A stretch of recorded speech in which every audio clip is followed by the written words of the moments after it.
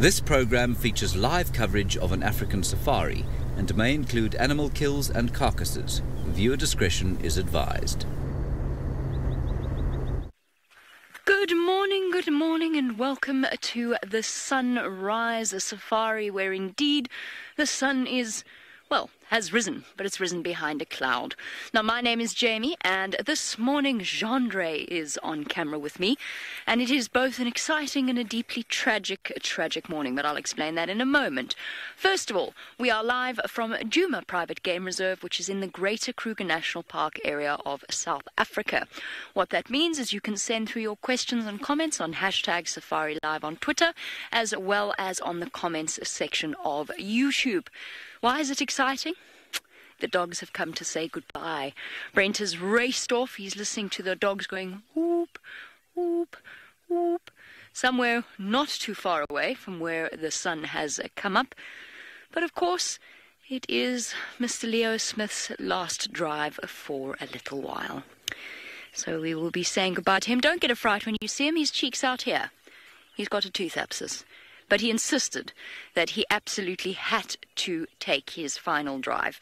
We're just waiting for his signal to come up, and then he can tell you all about it. But he looks ridiculous. Ever read Catch-22 with the crab apples in your cheeks? He looks like that, only on one side.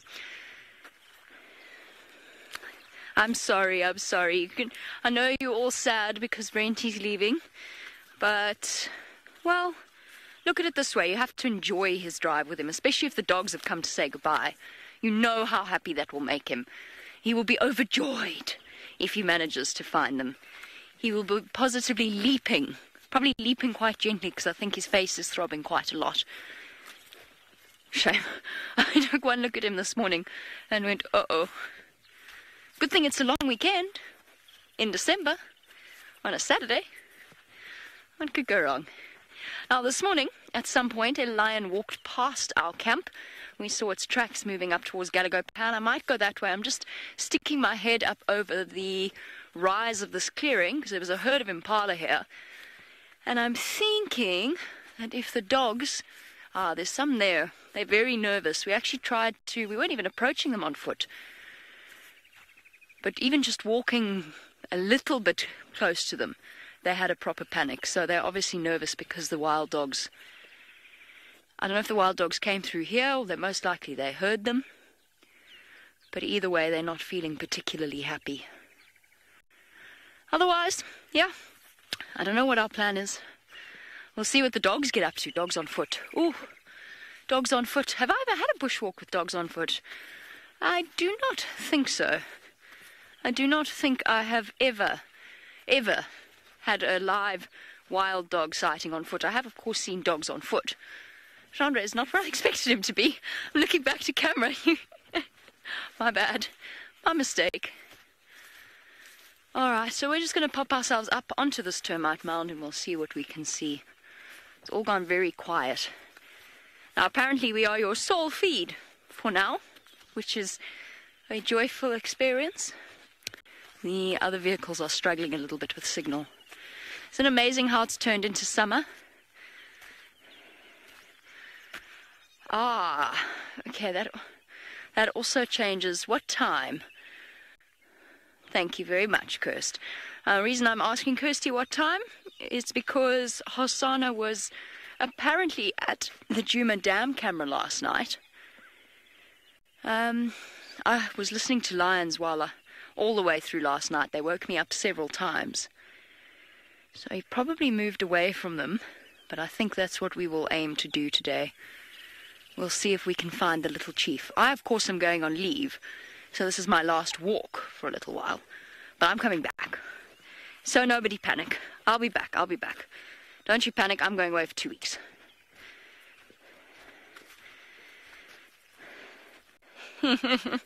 All right. There's good news, folks. We can finally send you across to the man of the next 3 hours. Try not to laugh too much at his cheek.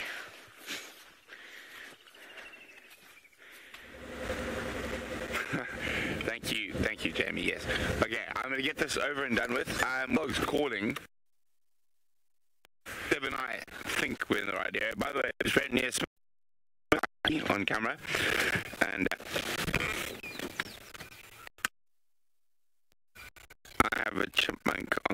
image of my face. You can see very slowly.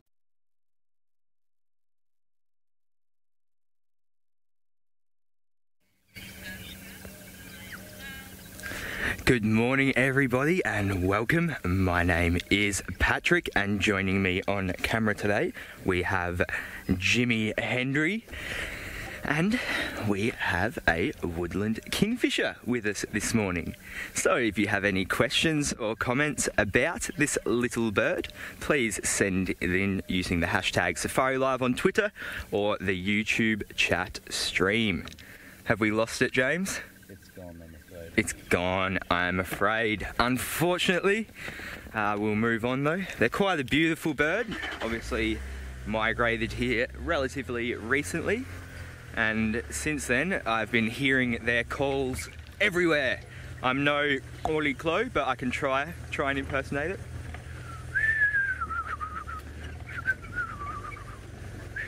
Nah, I can't whistle. I can't do it. 2 out of 10 from FC. Thanks, guys. Nah, my lips are quite dry this morning, so that's my excuse. Orly, can you do it? Okay, he's still warming up. He's still warming up. So I'm sure everybody's aware that it's Brent's last drive today as well. We are all as sad as you are to see him go.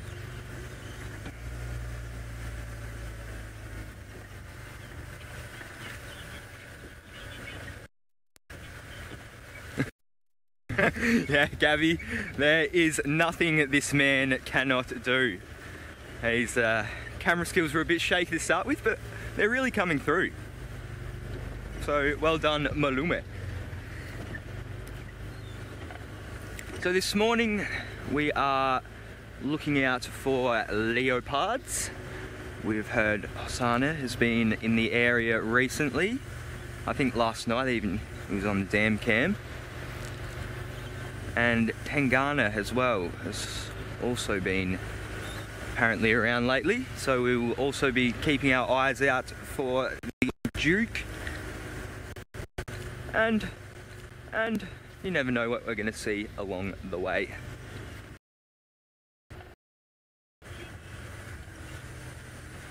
Well, I am searching.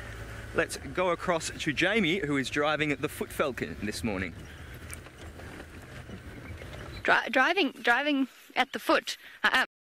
All things are driving in one form or another. This just happens to be a little bit slower and a little bit more, what's the word? Enjoyable, says Gendre. I agree. I think it is enjoyable. I don't know if I'd say it was more enjoyable than drive, but it's definitely as enjoyable as drive. It's more thorough. Let's put it that way. It's a great way to spot all the little things. Like this. It's the first time I've seen this. The very beginnings of what looks like Natal redtop before it's ripened and turned red. So we were asked yesterday about the effect of the rain. I'm trying to hold it still. Sorry, Jandre. We were asked yesterday about the effect that the rain has on the bushveld. At the moment, the grass all looks, well, nondescript. It looks relatively boring and brown. But in probably about a week's time, they are all going to start getting their various seeds, or flowers and then seeds, which means we'll have something pretty to look forward to. The grasses out here are actually pretty. I love grasses. We can start looking forward to sort of, what's the word? Fields, not quite fields of yellow thatching grass and red grass and panicum grass. It's all something that I look forward to. The Waltherias are starting to come out, which means a whole host of insects. The flowers are starting to come back. Flowers are great. I like flowers, but I find the other stuff a bit more.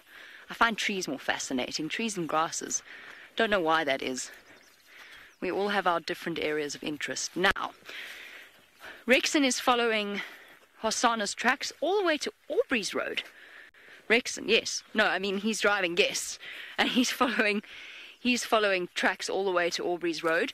So we're just waiting on an update from him because, of course, that's where bushwalk teams come in very useful. As soon as those tracks become, well, untrackable, then what we'll do is we'll come in and we'll try and follow on foot. So that's the plan. Okay, let's see if we can find you something. All right, since I'm talking a ridiculous amount, we'll stop. We will stop and we will do the 5 things challenge, which I make all of our new guides do. 5 things. Buffalo thorn. Boring? Not boring. Possibly cliched. Very easy to recognize tree. Nice for our new viewers, actually. Now that the trees have leaves, we can start giving you a little bit of instruction as to how to recognize each and every tree. Or at least the main ones. The buffalo thorn definitely counts as a main one. Very, very easy. Hooked. One hooked thorn, one straight thorn, opposite to each other. That's the dead giveaway. And then the zigzaggy branches. If you're driving fast and you can't see the thorns, but you see zigzagged branches, then that's how you know that it is a buffalo thorn. The leaves are actually quite nice. I mean, nice in the sense that they're not full of tannins. Sort of... that one was really nice. Do you want one, Jandre? You love one. Here you go. That one was really not bad. Paula, you say that you're not very good at IDing those plants. That's okay, that's what we're here for. I'm trapped in a stick. There you go, Jandre's eaten his salad. That was nice, eh? They're really nice at the moment. They're nice and fresh and green. No wonder the Ellies are loving them. Paula, that's okay. We can teach you all about them. Obviously, the buffalo thorn is edible. Otherwise, I wouldn't be eating it unless it had been a really bad morning, which of course it has not. We have not yet reached that point. Something else also enjoyed this buffalo thorn. Look at this. Some browser. Not an elephant, I don't think. Maybe a giraffe. Or a kudu. Who knows? Right, Mr. Leo Smith has found us some signal, or found himself some signal. Let's go see if he's had any luck with those dogs.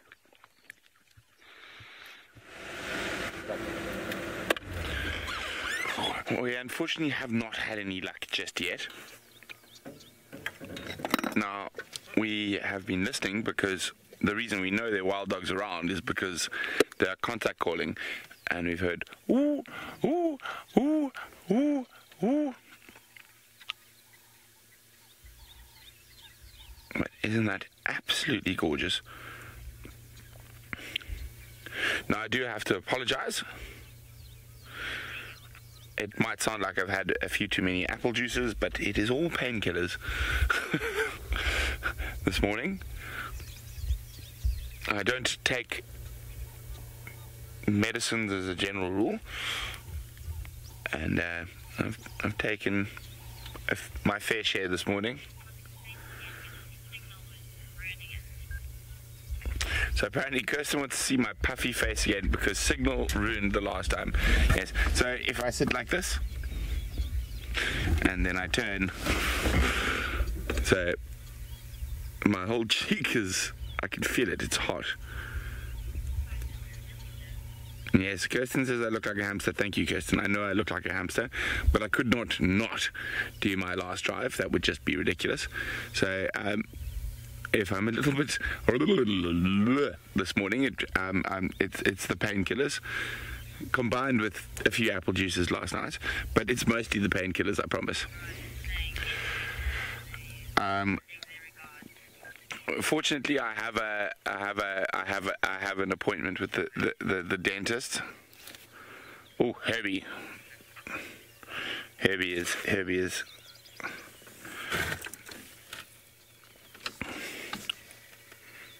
That leopard tracks or wild dog tracks, I'm not sure.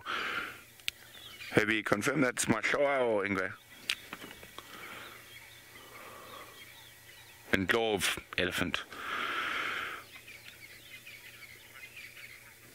And those dogs were calling absolutely. Linda says I look like a hamster, James Henry. Linda, I might look like your hamster, James Henry, but I guarantee you James Henry doesn't weigh 98 kilograms, which is in pounds, 240, 250, 240, 250 pounds. I think James Henry probably weighs well less than a pound. I feel like your hamster James Henry this morning, Linda.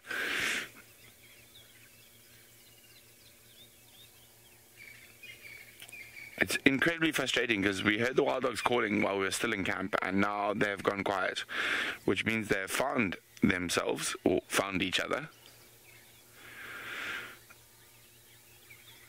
So you're trying to guess where they might go next. I think Sebastian's guess, Vehicle Access, might be the one. Feeling. Sebastian has a feeling. I'm going to back Sebastian's feeling for now. Now, we can't trust them to go to water because there's water everywhere at the moment.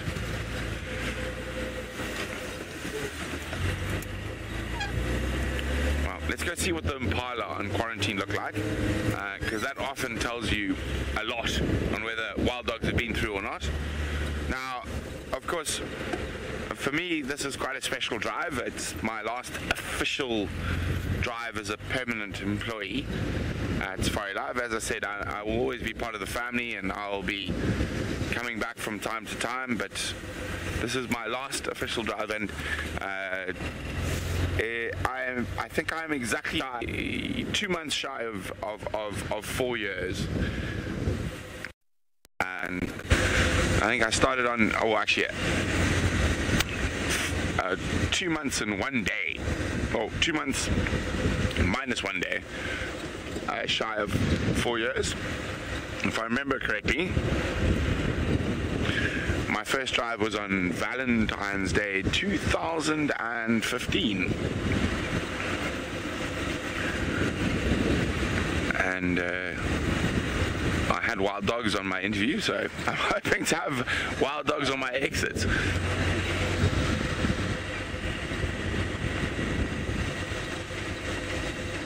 And it has been an absolute adventure, and I've been to elephants.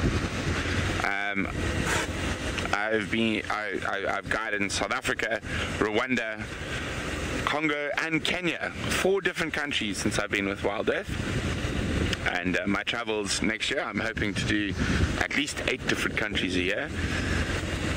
And a lot of you think there might be a conspiracy or whatnot. There's no conspiracy. It's just time for me to toddle on, as one says. And I'm looking forward to doing some gardening at Jamie and my house. So I've got a question for you, and you have to answer with the hashtag SafariLive. What do you think is my favorite tree at my house? Now, I'm not talking about the trees that are just naturally in the bush around, but I have purchased 9 trees, and tomorrow I'm hoping to make it 10 trees. So hashtag SafariLive. Can you guess what is my favorite tree at home? Now, this is a tree that you might find on Game Drive in the Sabi Sands with any of us. So while you decide what my favorite tree is, let's go across to Jamie, who might have an animal that might want to eat my tree. Well, fortunately, there's no elephants around where our trees are. Well, you never know. There's lots of elephants sort of surrounding that area. Now, we weren't quite where we wanted to be yet. We want to just sneak around, so we're going to keep making our way. We're trying to stay downwind of them and find ourselves a nice, safe point to go to. Unfortunately, it's right on the Power Lines Road, which, of course, isn't the most aesthetically pleasing part to be, but I'm sure we can move around just a little bit. Oh, Herbie's comfortable. For those of you that don't know Herbie, this is Herbie, and he is our amazing guide, and he somehow brings himself to come out with us whenever we're on walk to help to keep us safe, make sure that we are in a good position. And when we're not focused on what we're doing, when we're walking through a genre shot, then that is how Herbie likes to keep us, or why we need Herbie around. Okay, we're going to sneak around to the top of this termite mound. Now with elephants, and with a lot of big animals on foot, almost all animals on foot actually, height is about psychological advantage. So I've seen elephants on top of termite mounds this steep. They can get up them, but they're probably not going to. And that's what we work off when we're making approaches like this, is we make sure that we've got a nice, safe, high point.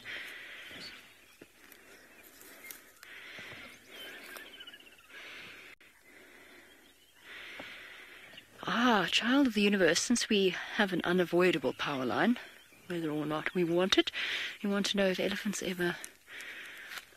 let's just come down a second. She's realized something's going on. She hasn't seen us yet.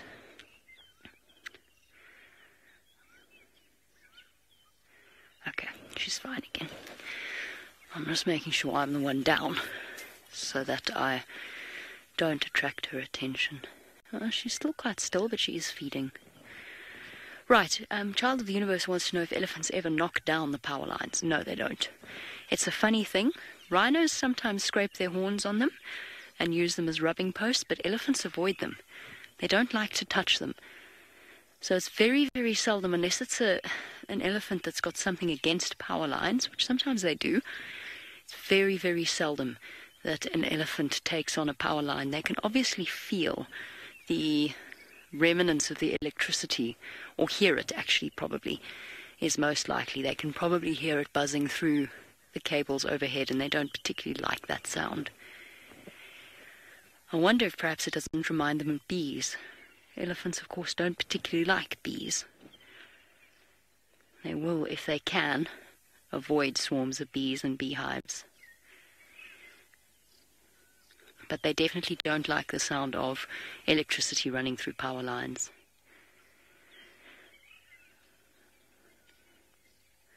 Also, bearing in mind, of course, that the electricity lines are buried very deeply within the ground. It would be very difficult for even an elephant to push it over.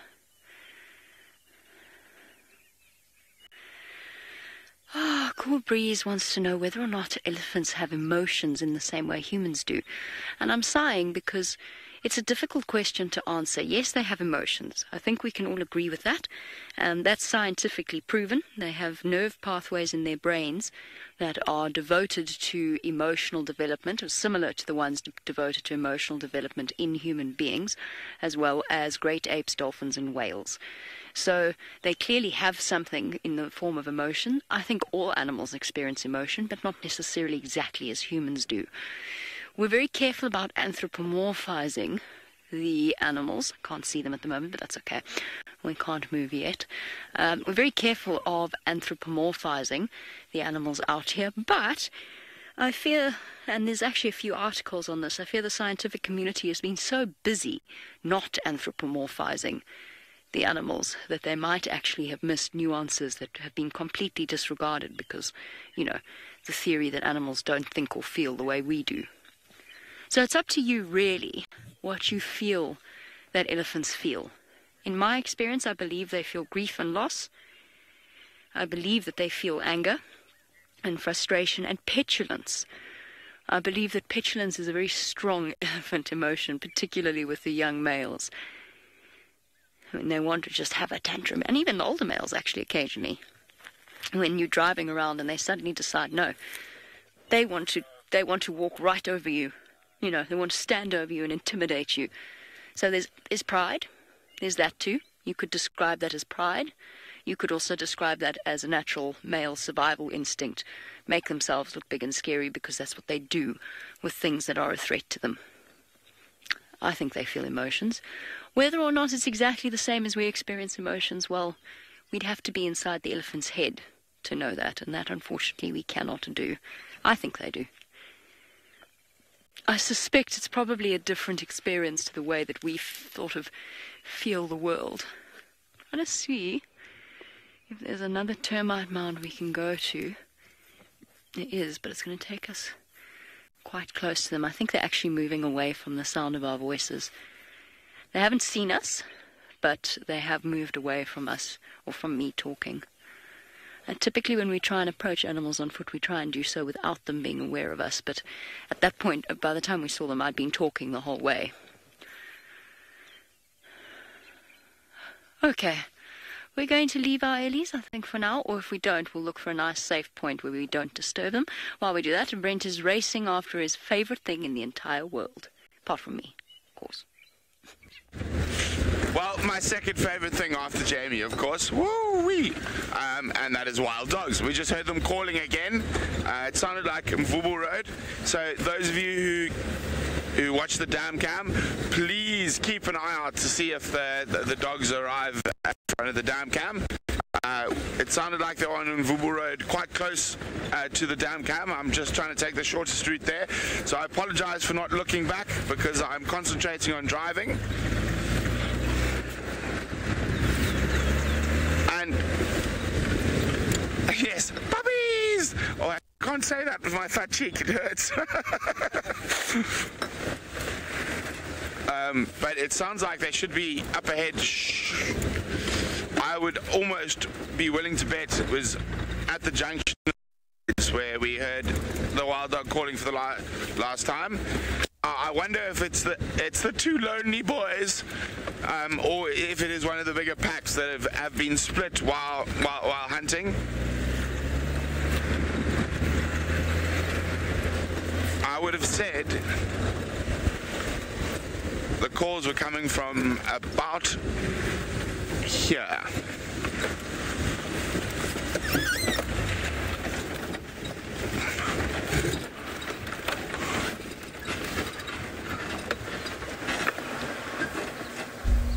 Now, of course, when you're listening to calls, unfortunately, the wild dogs don't call when you stop. You would love them to. Actually, I've got a feeling it's a bit further to the east.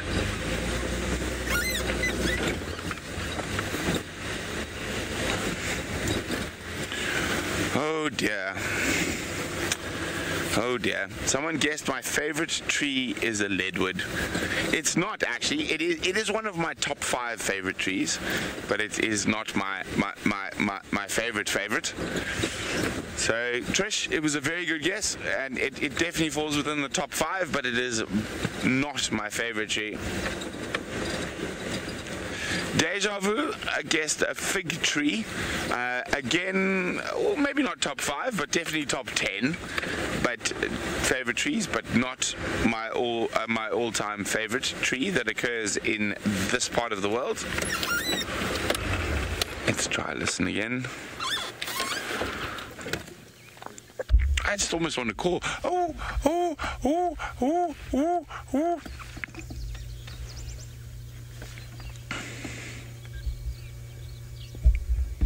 They were. Oh, that's emerald spotted wood dove calling, which sounds sort of similar, but it's not a wild dog.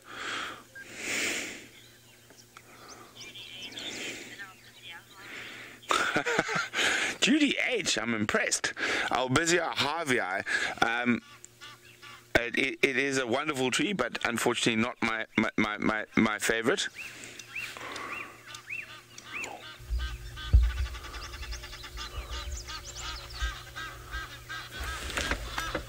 Do we think those Egyptian geese are alarming? Oh, maybe. No, they're not. They're having an argument. I think the dog sounded. Yeah, I don't think they're at the dam cam, but if they do arrive at the dam cam, please let me know. I'll be most grateful. Me and my chipmunk face will be very happy.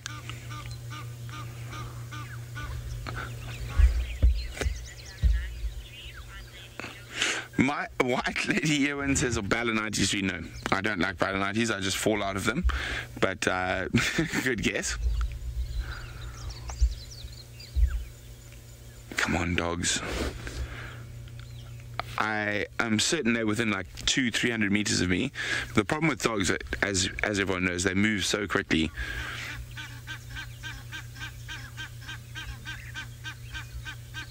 And I'm really hoping they start calling. I think actually I'm going to put the wild dog contact call as my next ringtone for my phone. Ooh, ooh, ooh, ooh, ooh, ooh, ooh. But while we're waiting, oh no, everyone who's saying Marula tree, if I could climb down the camera and give you a slap, I would. It's definitely not a Marula tree, but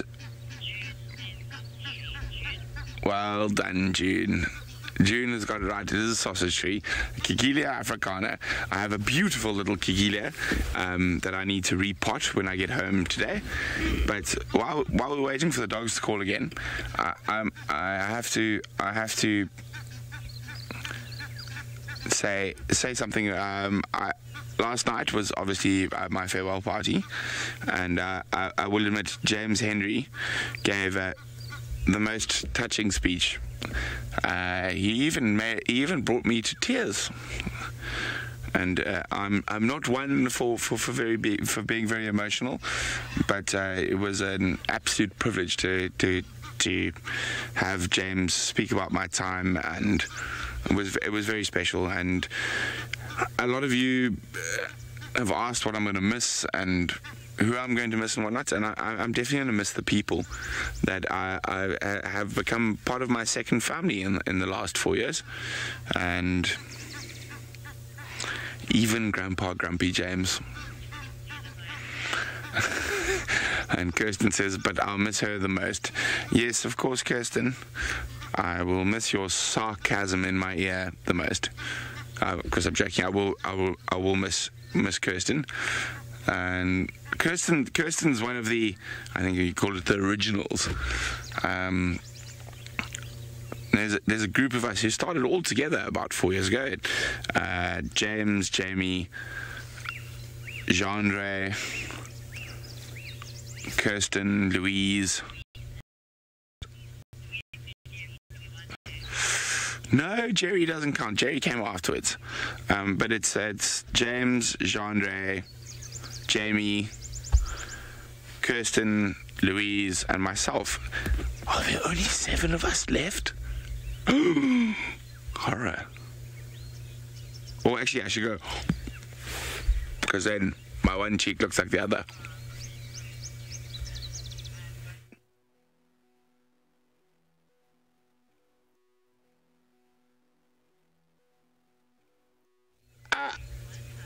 I thought I was on tech loops. I'm gonna have a drink of water. So I don't know what I was saying, but there are only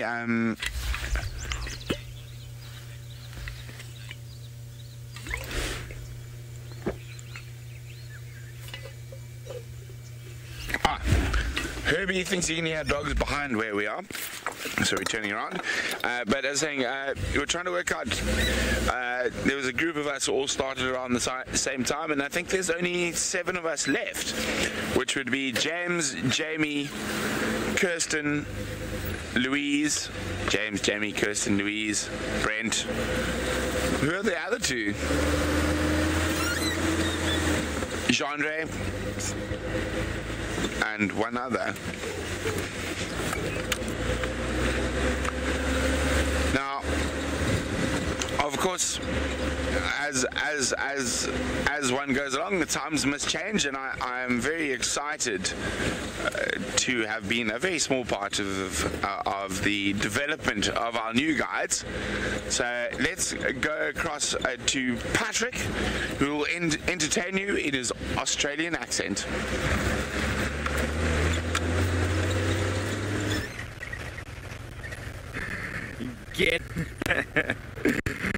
Thank you for not calling me Patricia, Brent. I really appreciate that. The are still looking for the leopards, but have not come across. Have just come past some, and James will try and get them on camera. They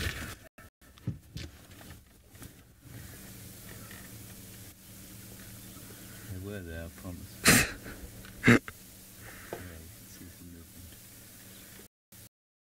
Behind that tree there. I'm going to call it and say that we go on, because that is not the best viewing. Sorry about that. Having this morning,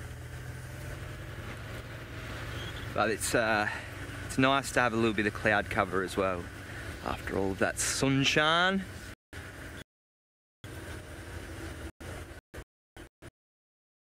Alarm calls from birds and squirrels and all great indications of leopard in the area. Even if they're not hunting, they'll usually...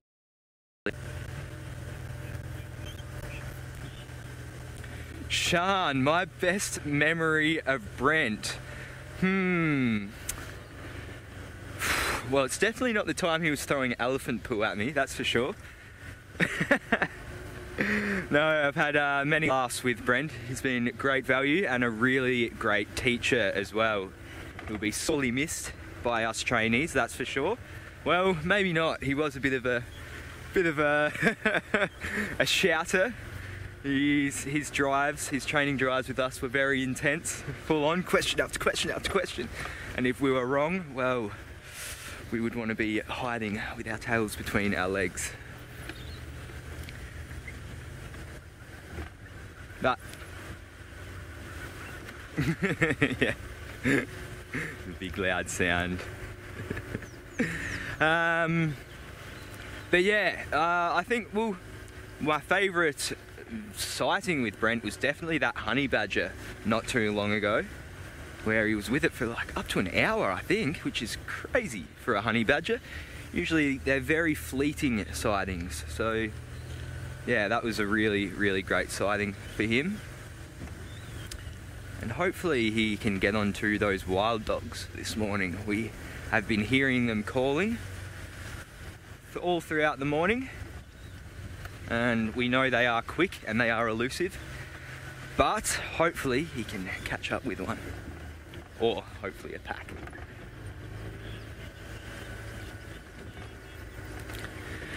Alrighty, well, I'm going to continue my search, and let's go over and see what Jamie is up to this morning. We are on the track of the dogs, sort of. We heard them up in this direction, so we are racing as fast as we can. We could go faster, but it wouldn't be particularly safe. So up until no dislocated toe, shame, and we heard wild dogs and we made her run with us. Now we can't do that, so that's where we're going now. My favourite memory of Brent, that's SafariLive, of course. I have to think about that. There's a lot of them. There are so many of them. Probably some of the 30 seconds games we've played, especially when he got very angry because he thought people were cheating. Kirst says, I don't know. I know. I'm starting to think I should refuse to play on the same team as him. He panicked me so much, the one game, that I forgot the name of the Zambezi River. Couldn't think. Had no idea. Never heard of it. No idea what he was talking about. It was too much pressure. I was panicked. And then he got so angry he forgot to read the rest of the card. For those of you who don't know what 30 seconds is, it's a game called, it's also known as Articulate. So basically you're given a card with names on it, and you have to describe to the other person what it is without saying, you know, whatever, without using the words that are included on the card.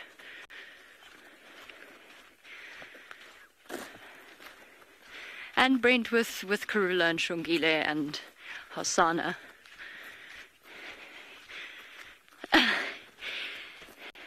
Oh, hi, Bacon. Should I tell you a funny little story about that? I'm going to, because I don't want to stop for anything, so we're going to keep walking. I'll keep talking. Now, Oh, hi, Bacon says that one of the best memories was when I went with Brent on drive for his birthday, and I gave him his birthday presents. I assume that's the one we're talking about. And I bought him a book on the Latin names of birds, and I bought him some little lenses for his iPhone. Bought him little camera lenses. There's an Nyala watching us, and there's a herd of elephants that's going to halt our forward motion. Big herd of elephants, yo. So that's where you guys have all been hiding. There we go. We can go have a look. Toby's stepping back for us slightly. I'll tell you the funny story about the gift in a moment.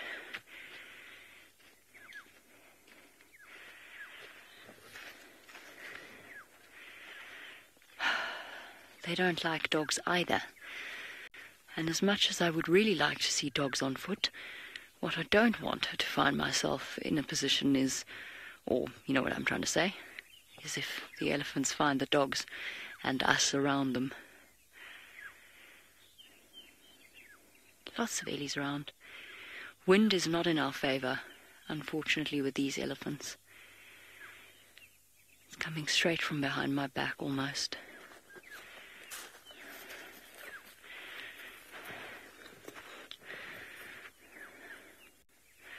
Okay, we're going to duck through the block. Come on, doggies. Call for me. Just be so nice. I mean, I want Brent to get them more than I want to get them. Let me put it that way. I really do. I would much prefer for him to have dogs on his last drive, but I still want to see them on foot. But I feel as though if he managed to drag himself out of bed with a tooth abscess that size, he deserves a dog. Oh, right, the gift exchange. When I bought that book for Brent, it was at a book sale. Found it in some random little shop. And it was about the Latin names of birds and where they come from. But next to it, exactly the same size, was a book of baby names, A to Z. And what I really wanted to do was just, because it was hardcover, so it had a soft paper cover over it, was just take that off and put it onto the bird book, just to see his face. I didn't. It certainly would have been an interesting experience if he'd unwrapped that live. I didn't do it. It would have been badness. Okay, quickly across you go to Pat before his bee-eaters fly away.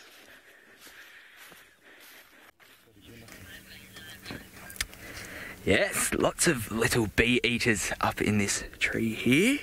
The European bee-eater. We can't really, it's a bit hard to distinguish the colours right now in this light, but we can kind of see that chestnut back there, especially on those two that are very close together, slightly to the left of centre there. So they are an intra-African migrant. No, they are not. Sorry, they are not.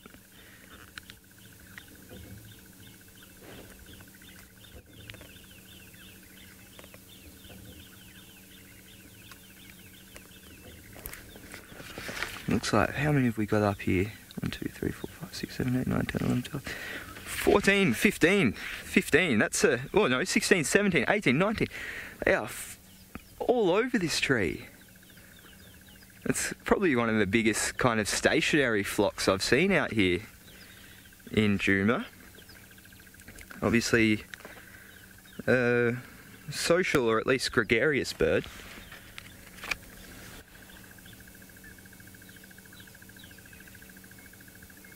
And for a little bit of a size estimate, they're about 20 centimetres, so or about 7.5, maybe 10 inches in size. So decent sized little birds.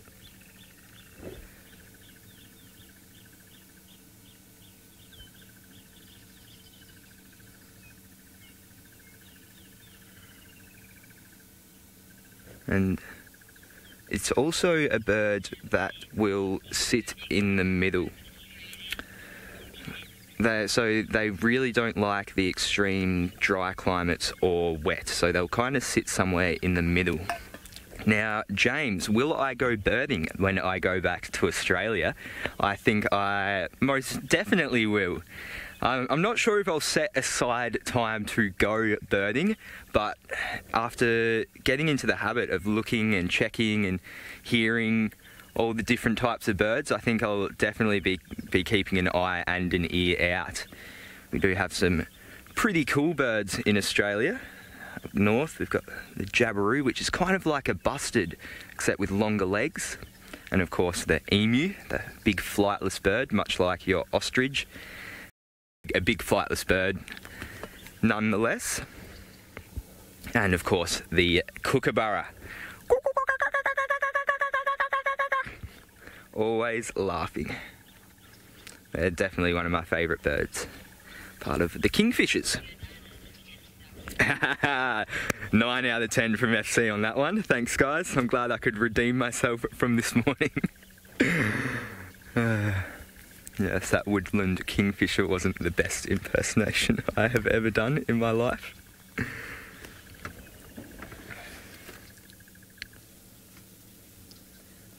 You can tell a lot from a bird by the shape of its beak as well. You can see that these ones have kind of long, thin, sort of grasping beaks. And you can also get short, flat beaks for breaking and crushing, and you can get all types. And actually a really good example for anyone interested in looking this up is the Galapagos finches. So there's a lot of different islands in the Galapagos, and each different island has a different species of finch that occupies a certain niche specific to that island, and it's usually all to do with the shape of their beaks. So that's a really good way to really familiarise yourself with how a different beak and different ecological niches can really tell you a lot about a bird.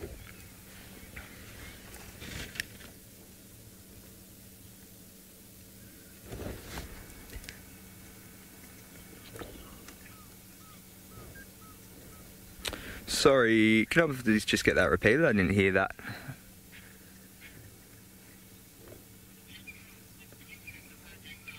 Oh, a bearded woodpecker in the tree as well. Sorry.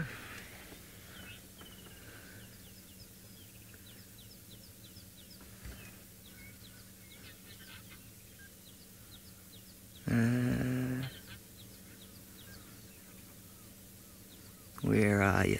Ah, there it is. Very cool. Very cool.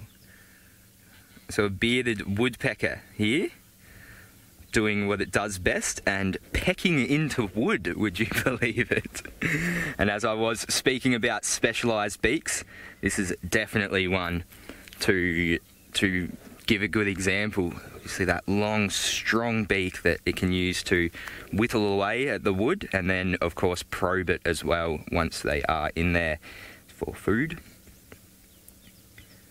And their tongues are fascinating as well. With the woodpeckers, some of their tongues are like big long harpoons almost that they can shoot in there and pick out their food with.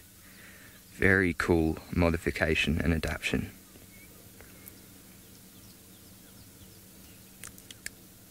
And I mean, woodpecker holes in trees are not only good for the woodpeckers themselves because they get a meal, but it also provides refuge for other bugs and insects afterwards as well in the tree. And sometimes a big one can be used as a nest as well. What a beautiful little bird. I love woodpeckers. I haven't really ever seen them in real life until I'd come to Juma, and I love them. Well, let's leave this bird to peck away and go over to the man of the hour, Mr. Brent Leo Smith, who is still searching for his dogs. I've got some bad news about the wild dogs. Their tracks go into the north, and Tuxton's going to go check where they are, but for us, for now, they could always come back. That's the thing about wild dogs.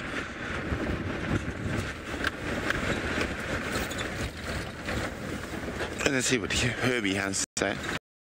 The tracks of the wild dogs cross the boundary to the north, and we are going to go head towards the east. We're going to go see what we can find towards the eastern sides of Djuma, down towards Torchwood. Maybe we can see Tlalamba.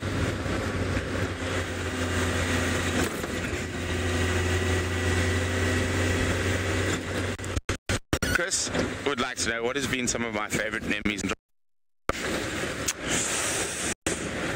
I think one of my favorite memories is the time I made James Henry a bad word beginning with the F live. That was quite fun.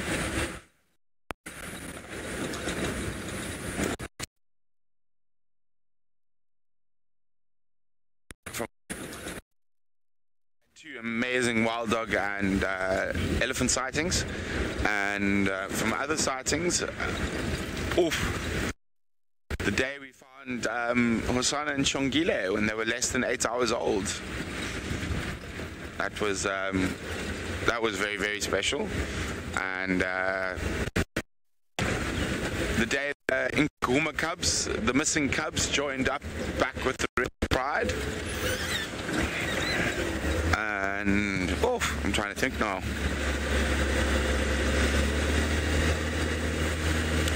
I know there's one other one. So the day we found Hosana and Shongile, the day actually when then they moved off out of our traverse, the day Hosana and Shongile came back, two sightings with wild dogs and elephants. Nkrumah Pride when they lost the cubs and they found the cubs, or the cubs found them.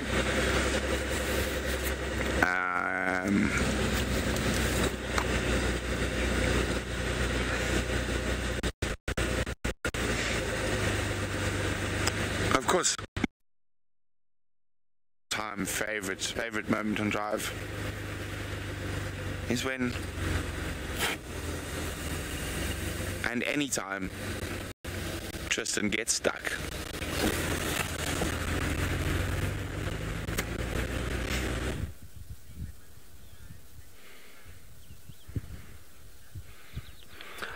Oh, Chipmunk, you unfortunately have got to wait a long time because I haven't been stuck in quite some time. In fact, it's only ever been stuck once in the entire time that I've been with SafariLive, and it was during the worst rains that Kenya has seen in 60 years, which, to be honest, Brentley Smith, the year before you were here in the Mara and got stuck multiple times with far less rain.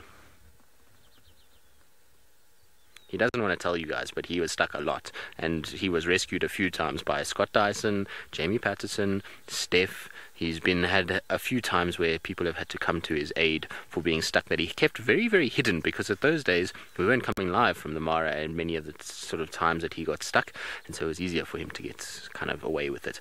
Anyway, my name's Tristan, as Brent mentioned. I've got Archie on camera this morning, and it is a warm welcome to the Mara. And I say warm because it's a lot warmer than it has been. It's a very, very, very pleasant start to the day. You can see beautiful, beautiful sunshine, which is a wonderful thing because we've had lots of grey mornings of late, and it's so nice to actually have a bit of sun that's come out. And I'm pretty sure the Topi and the zebras, they're pretty happy after a lot of rain. When sun comes out, it's always going to be good for growth of grass, which obviously these guys eat, and so they're going to be a happy bunch. But isn't it pretty this morning? Beautiful sort of kind of golden light, and the grass has really changed colour since I've arrived. When I first got here, it was brown and dead and it did not look very good at all, but in the last sort of 2 weeks it's really kind of spruced up a lot and has gotten nice and green once again. Some beautiful clouds out and about today as well. What's really interesting though is, unlike in Djuma, where typically what we'll find is we'll wake up in the morning and we often get cloud like this, that's kind of wispy and not really well developed, and then the sort of storms build up towards the late afternoon when you'll get those big cumulonimbus sort of thunder clouds or rain clouds that will come through, and those storms, big electrical storms. What was interesting this morning is, unfortunately I can't show it because it's on the other side of the escarpment, so when we were on top we can see on both sides, but there are massive storm clouds already developing on the western side of the escarpment this morning, which is quite interesting. I mean, it's only, 6, 7 in the morning, and there's already massive storm clouds on the horizon. But promises to be a beautiful start to the day. Hopefully it will be a productive one. Hopefully we'll see lots of interesting things. I'm not quite sure yet where I'm going to head. I'm toying with ideas as to where I want to go. I know a lot of you are desperately looking for a cheetah, but the problem is the road to get to where I want to go look for Kenya and even Naserian is so waterlogged at the moment that I might predict that I might actually get stuck in and grant Brent his wish, which I don't really want to do, because then I will never, ever, ever, ever, ever, ever, ever hear the end of it if I get stuck on Brent's last drive. So we'll try and avoid that, but we'll look around. Let's see what we can find. Let's scratch and see, maybe we get lucky with a cheetah somewhere along the line, or maybe a leopard, or who knows what else there is that could be about.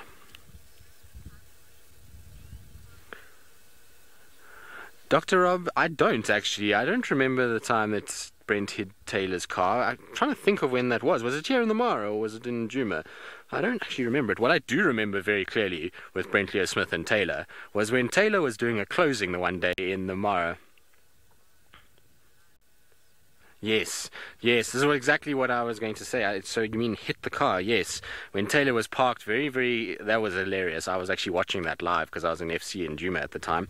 But Taylor was parked on the edge of the road, for those of you who don't know the story, and she was busy doing the closing to the show. So it was the last sort of 30 seconds of the show, and Taylor was wrapping things up and talking, and Brent tried to pull a sneaky and get ahead of Taylor so he didn't have to eat Taylor's dust all the way home, and kind of went on the verge. But because these kind of verges of the edge of the road here in the are so steep, his car slipped a little bit and he basically had an accident with Taylor on live TV, which was hilarious. Taylor didn't even know what to do. She just started laughing and kind of going into her, normal Taylor kind of giggles. That just means that she can't talk at all. And Brent sheepishly drove off very quickly and didn't say much about it. But we haven't forgotten Brent Leo Smith. We know all about the time that you had an accident. I think he's actually the only presenter, is he, Kirst, that has had a car accident live? He also had another car accident with Rusty, funnily enough, on Gari Main. Somebody else apparently drove into him.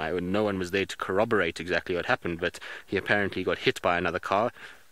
Maybe it was him, maybe it wasn't, we don't know. But he's the only one I know of that's had 2 car accidents in the time that I've been with SafariLive. And so there's a lot of things about Brent Leo Smith, and he gives me trouble for my driving, but he is the only one, like I say, who's been stuck and had a car accident. I think all of our other presenters have clean sheets when it comes to car accidents, and so Brent, I'm afraid you are still the Marshmallow King, whether you want to deny it or not. The rest of us know the real truth, and because you've had an accident, that makes you even more of a Marshmallow King, I'm afraid. And not just one, but 2. I'm just trying to think if anybody else has crashed the cars. I mean, our town trip car, the little kind of Triton, the Bucky that the tech guys use,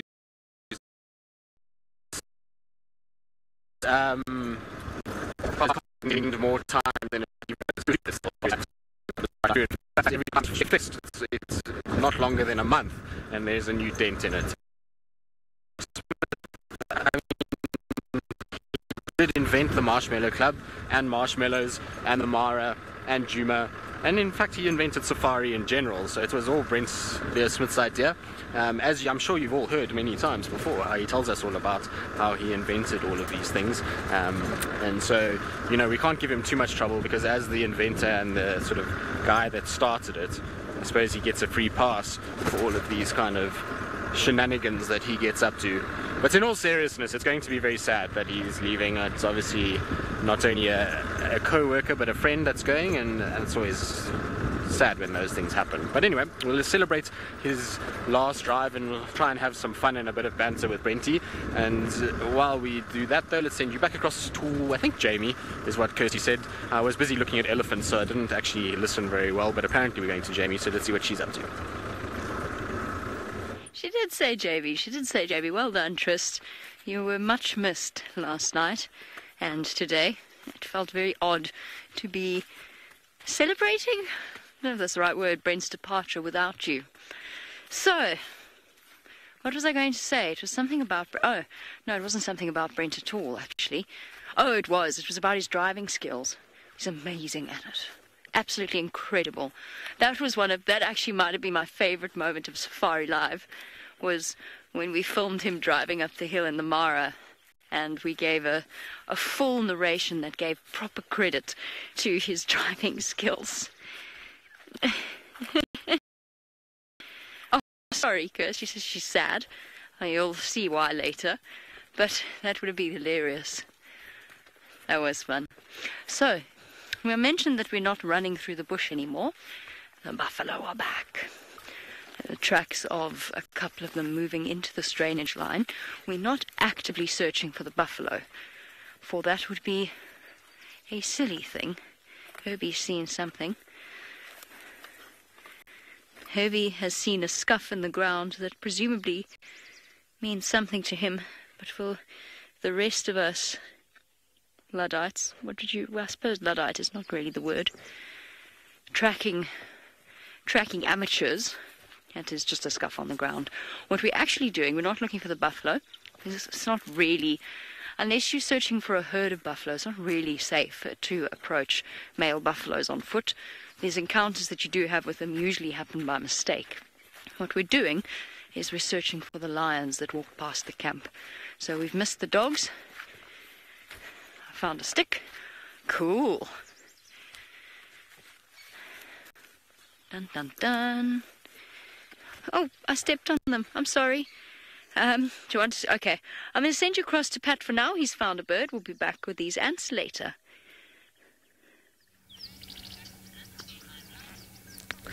Yes, this drive has turned out to be quite the birding experience. There's not a whole lot of activity around this morning apart from all of these lovely birds, and the one we are looking at is the red-backed shrike, which seems to be doing what all birds love to do out here and just going away whilst we need them.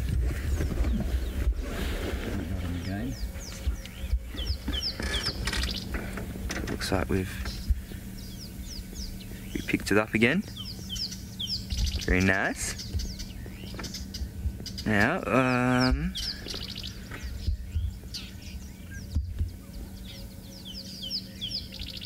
you can hear all those nice calls as well. I can actually see this one. I can hear the swizzling call of a sunbird as well. And a rattling testicular.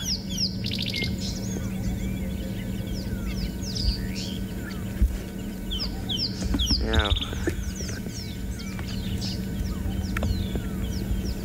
is this a male or a female? Just trying to get a look.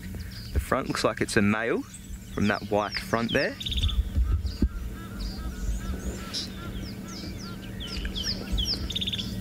So we got a little male. It looked pretty nondescript and a bit plain from a distance, but looking at it now, I think it's, yeah, quite nice with that little black mask there. There's a lot of noise out here at the moment. Lots of little birds calling.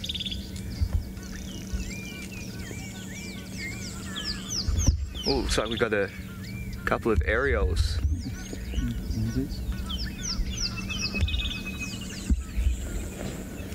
Landed in this tree here.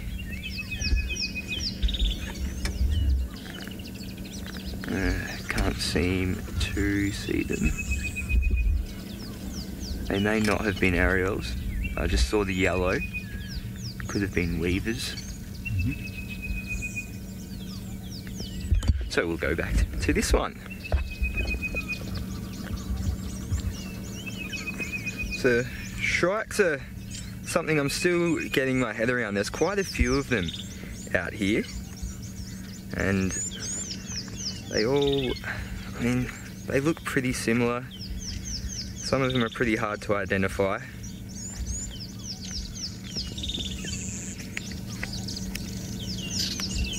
Oh, there we go, we got a call from it. Nice. Can we hear that one?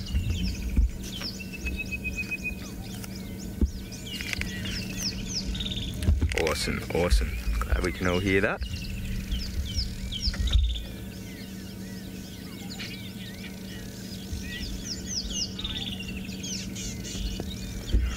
caller, which bird call is the hardest to distinguish? Well, I think that's probably the birds that use mimicry, because a black-tailed drongo, while I was with Orly, and it was mimicking I think a pearl-spotted owlet, and I couldn't tell the difference, but luckily I had Orly there who could tell the difference, and it was just because it was using the end part of the call rather than the entire bit of the call, and we saw the drongo as well, so that was really the only way we knew. But yeah, from a real bird. But there's still a lot of calls out here that I do hear and I'm still not sure of, but it is nice to hear them. So I'm going to press on and hopefully find a mammal rather than a bird. Let's go across to Jamie on foot. I'm on foot, and what I've been really enjoying this year, I don't know why, it's not as though they've suddenly appeared, but what I've been really enjoying this year about bushwalk has been the ants. I feel as though for some reason they're just resonating with me at the moment. I don't know particularly what it is. Today is moving day for Brent and for the ants. And what they're doing is they're taking their pupa all the way from their nest, which is at the base of the silver cluster leaf, all the way across into presumably a new and preferable nest site over there. Now, I have absolutely no idea why it is that they're doing this. Now, we know that we see ants doing this a lot when it's rained, away to safety, and they're all band together in order to do that. But why they would be moving without any, well, let's put it this way, I can't see a reason why they're moving the way that they are at the moment. There's presumably, I'm actually open to suggestions, and if you're suggesting why the ants might be moving, then I imagine that you know how to get hold of us. But if you don't, you can send it through on #SafariLive on Twitter, perhaps on a YouTube comments section. You never know. We might have an ant specialist watching for the very first time today who's just dying to tell me why it is these ants are moving their pupa when it hasn't rained and it hasn't flooded. Could be invasion, actually. Could be invasion by something else, another insect. Matabele ants, termites perhaps have spread, although I don't see any sign of other things.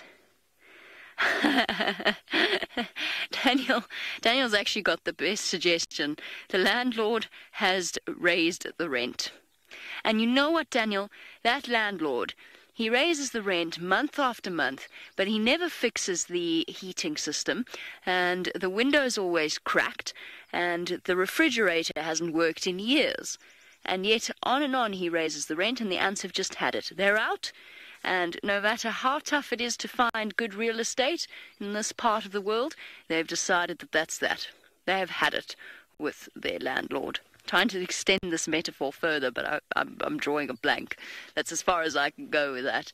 I was trying to think who would be considered to be an ant's landlord. They don't really have landlords. But it's clever, I like that. The ant's landlord. Now, I know that these are pupa and not eggs, just purely by the size of them. At least I'm pretty sure they're pupa. Would you mind if I interrupted you for 1 second? Oops, sorry. Apparently, some of you are asking if it's bread that the ants are carrying. You know, I'm chuckling a little bit, but it's actually fair enough. That is a fair enough question. I mean, you're not to know that there's no real bread out here, unless you were to go to camp, and we're very far away from camp, so that's fair. It kind of looks like bread. It's not bread, though. It is their pupa. So in other words, the stage in between the larvae and the adult phase, where basically a lot of insects, various types of insects, including ants and termites, turn into mush. So they basically have a hard outer casing, and they go from the larval stage, they go all squidgy, like a caterpillar in a cocoon, and they turn into mush, and somehow their cells magically know how to reposition themselves in a way that creates an adult ant. And if that is not magic in science form, then I don't know what is. I mean, to me, that completely does away with the need for magic, if you think about the way that biology actually works to create this thing out of something else. And it's the same with caterpillars. I mean, I know we're taught to marvel at that from when we're very tiny and we're making posters on metamorphosis, and we draw the caterpillar and then we draw an arrow to the cocoon and then we draw an arrow to the butterfly. But it is marvelous when you think about it. It's also marvelous to think of the way that these ants are acting together to assist with the move. So there's a line, although I must admit they're not very organized, which has been...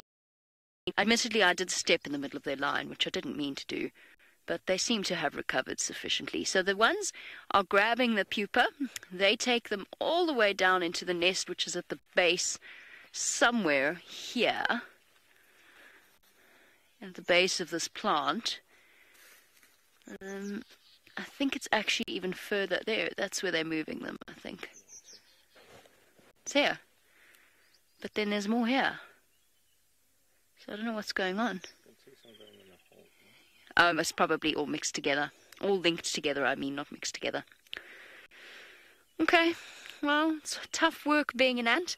And the one thing that they would want to avoid while going through this entire process is a bird swooping in and finding them. Fortunately, the one in the Mara, that's not likely.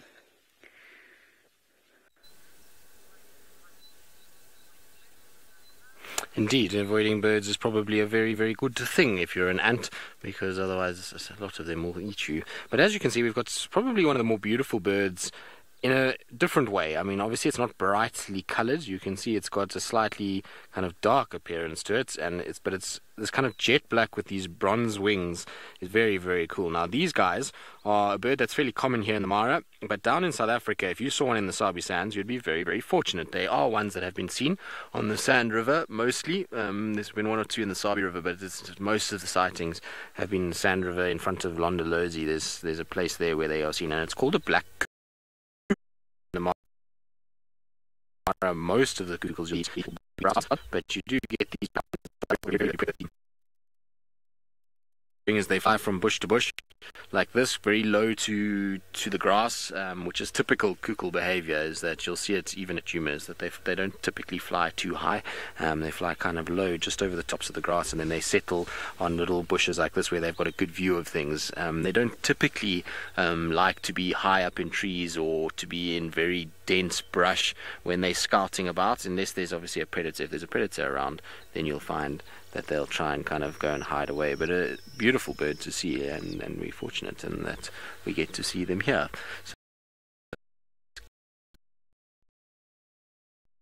So here,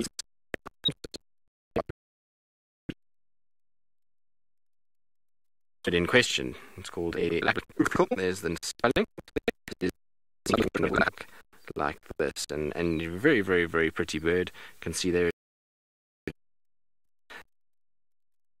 And like I say, in South Africa, the sands very mostly, but yeah, very, very, very nice bird to see.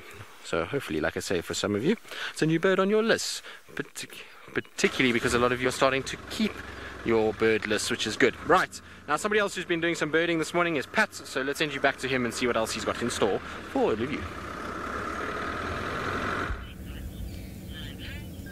I have got some kudu here, well, no, there is a male here, but mostly females. We've got this one here grazing on a ziziphus, getting itself some nice nutritious leaves there. Somehow, don't ask me how, avoiding all of the thorns there. I mean, look at the speed that it's doing that it's feeding at, that it's plucking those leaves off at, and to, you know, be having all these thorns in there. Must have very strong lips and very accurate coordination. It looks like we have a bit of mange on the neck there of this one, just little patches, nothing too serious. And of course you're going to move, oh, there's a little bit on the other side too. But I don't think this will be any threat to this fella, this girl. Especially this time of the year, there's an abundance of food, plenty of water, so these will be pretty high. So I think this will just be a little spot of bother for the kudu, but nothing serious at all. We've got another one here. It looks like it's grazing on a Vigilia. Again, avoiding those big white thorns somehow. Or maybe not avoiding, but coping with. What a beautiful big animal kudu are.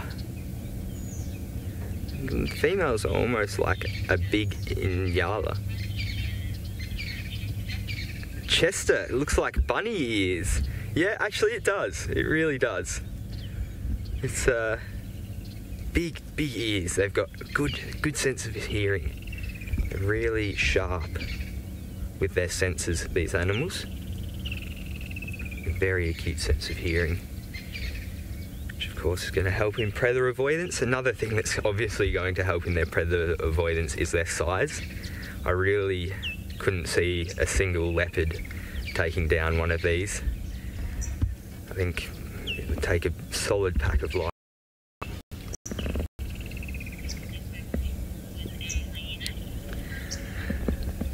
Let's go over to the Mara, where I believe Tristan has stumbled upon something very curious and very cool. Well, we did have a hyena for you, but it's now running away from us.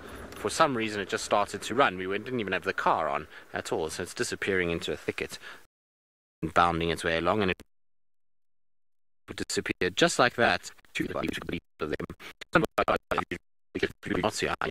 Then you are probably not got your eyes open and you are busy sleeping and looking at the back of your eyelids instead of actually being awake. They're always on this road. I don't know what it is about it, that they just like to kind of troll up and down. Mostly youngish individuals, males and young ones that kind of go up and down in this section. You see them quite a lot. Now you can see, look how it's kind of freaked out all these antelope. Yeah, a different predator. So all the waterbuck are busy running with their little white bottoms. They're kind of moving off. The big male waterbuck doesn't seem too concerned by everything. And the hyena's just pitched up to say, guys, don't run away from me. I want to play. You're not going to be able to hunt them, Mr. Hyena. You're all on your own. Male waterbuck doesn't care at all, as you can see. He says, I'm too big for you, I'm too strong, there's nothing you can do. Now, let's see. I wonder if this waterbuck's going to try to chase it. Look at that. It's kind of walked right up into the face of that hyena, and we've got a little kind of standoff between the two of them. And I wonder why he's kind of gotten closer. He could see very well from where he was, and there we go. It gives you an idea of how powerful a waterbuck is. That little hyena has backed down and moved off and left that waterbuck male to himself. And here goes an impala that's running away from our hyena friend as well. Unfortunately, the hyena is going to disappear shortly into the thickets.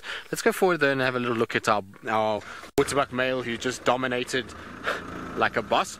Let's see what he's up to. They are beautiful. I really like the waterbuck here in the Mara, particularly the males, because they go a really dark color. So they get an almost kind of black brown kind of coloration to them. So Jake, you say you want to cue the Western standoff music? Yes, I think that's a perfect way to do it. We could have had, we just needed one of those, what do they call them? Oh, I forget the name now. The thing that rolls around, Kirsty, help me, I've forgotten. One of those, the things that kind of roll past, and then there's the dust that comes through, and then you've got the music that plays in the background. It's exactly what it was like. Tumbleweed, that's it. Thank you, Kirsty.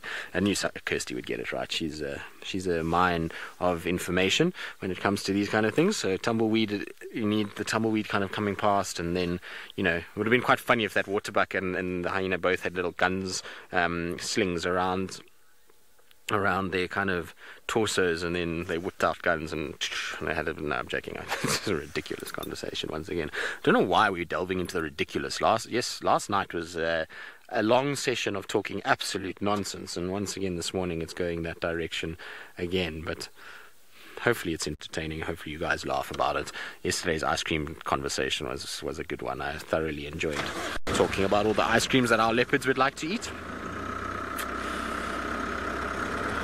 Right. Now what's interesting actually is I want to just show you guys something quickly. I think I'll be able to show you from here. I just want to double check. But it's actually dried up a lot since yesterday. So yesterday morning I drove this road and it was a lot wetter than what it is now, but I just want to double check and see if it's still what it was earlier, because there's an area that runs along here on the left side between the Mara River and this road that is a very big, basically a marsh, and it goes through different sections and it can kind of get a little bit damp in places, and so it's actually dried up a lot. This yesterday, this green patch on my left hand side, this was all just water that was kind of spread along, and so it gives you an idea of how well the Mara drains. So even though we get a lot of rain here, it drains a lot better than what Djuma does. If we got the same amount of rain that we had received here in Djuma would be completely damp and there would be water absolutely everywhere, whereas here it does tend to drain a little bit better, and you tend to have, you know, the kind of marshy areas ebb and flow quite a bit, unless of course it rains every single day and then obviously it just stays in one place, but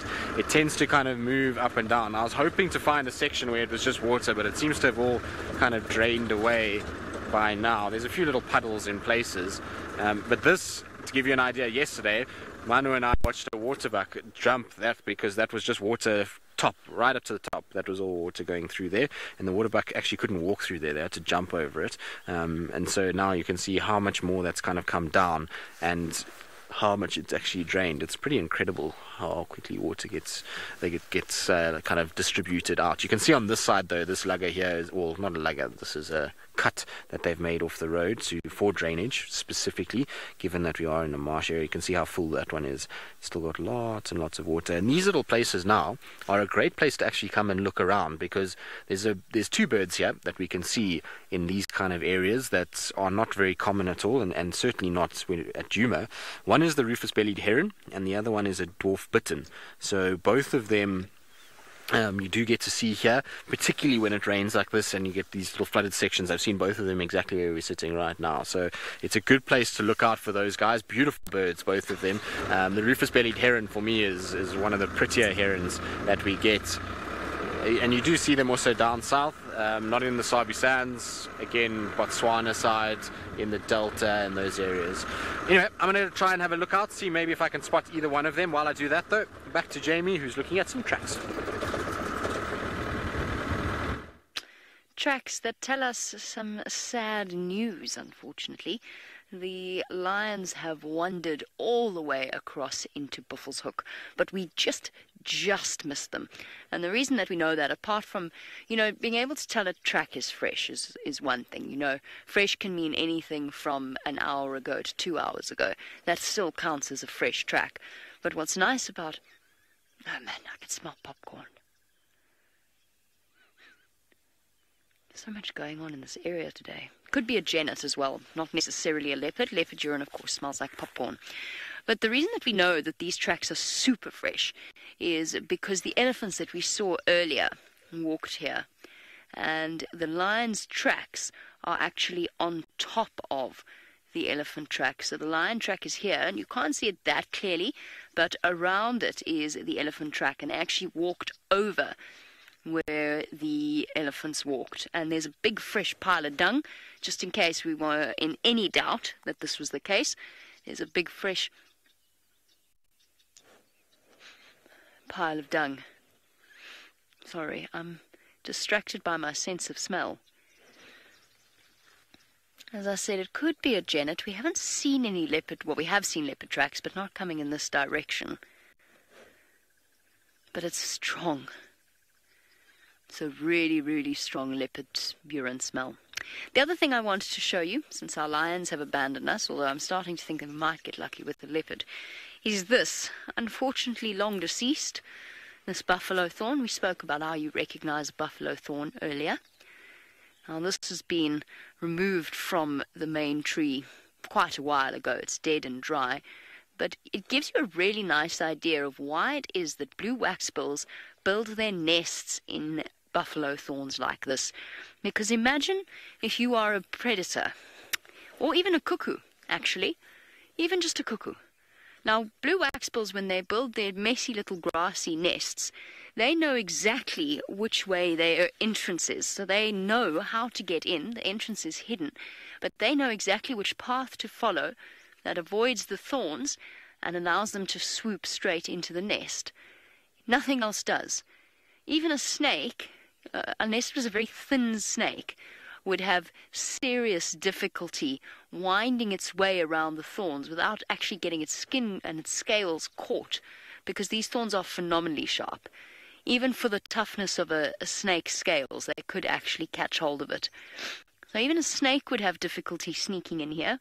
A cuckoo, which of course is a bird that likes to parasitize other birds' nests and lay its eggs in there, so brood parasitism, so that the waxbills or whatever the host bird is has to look after it. They would struggle to get in here because most cuckoos are quite big. So it is a clever little strategy, this, and it's nice to see it because there's no leaves, so you can see it very clearly. All right, off we go across to Tristan in the Masai Mara. I mentioned that cuckoos are quite large. There is another bird that's larger. Well, I said that this is a good place to look for rufous-bellied herons, and there we go. There's a rufous-bellied heron right there. Now, you don't actually see them all that regularly, so it's a bit called a rufous-bellied heron. Then you get that rufous coloration with that blue on that killer one. Not as brightly colored as you can get. They often do get a lot more of a kind of sort of tummy.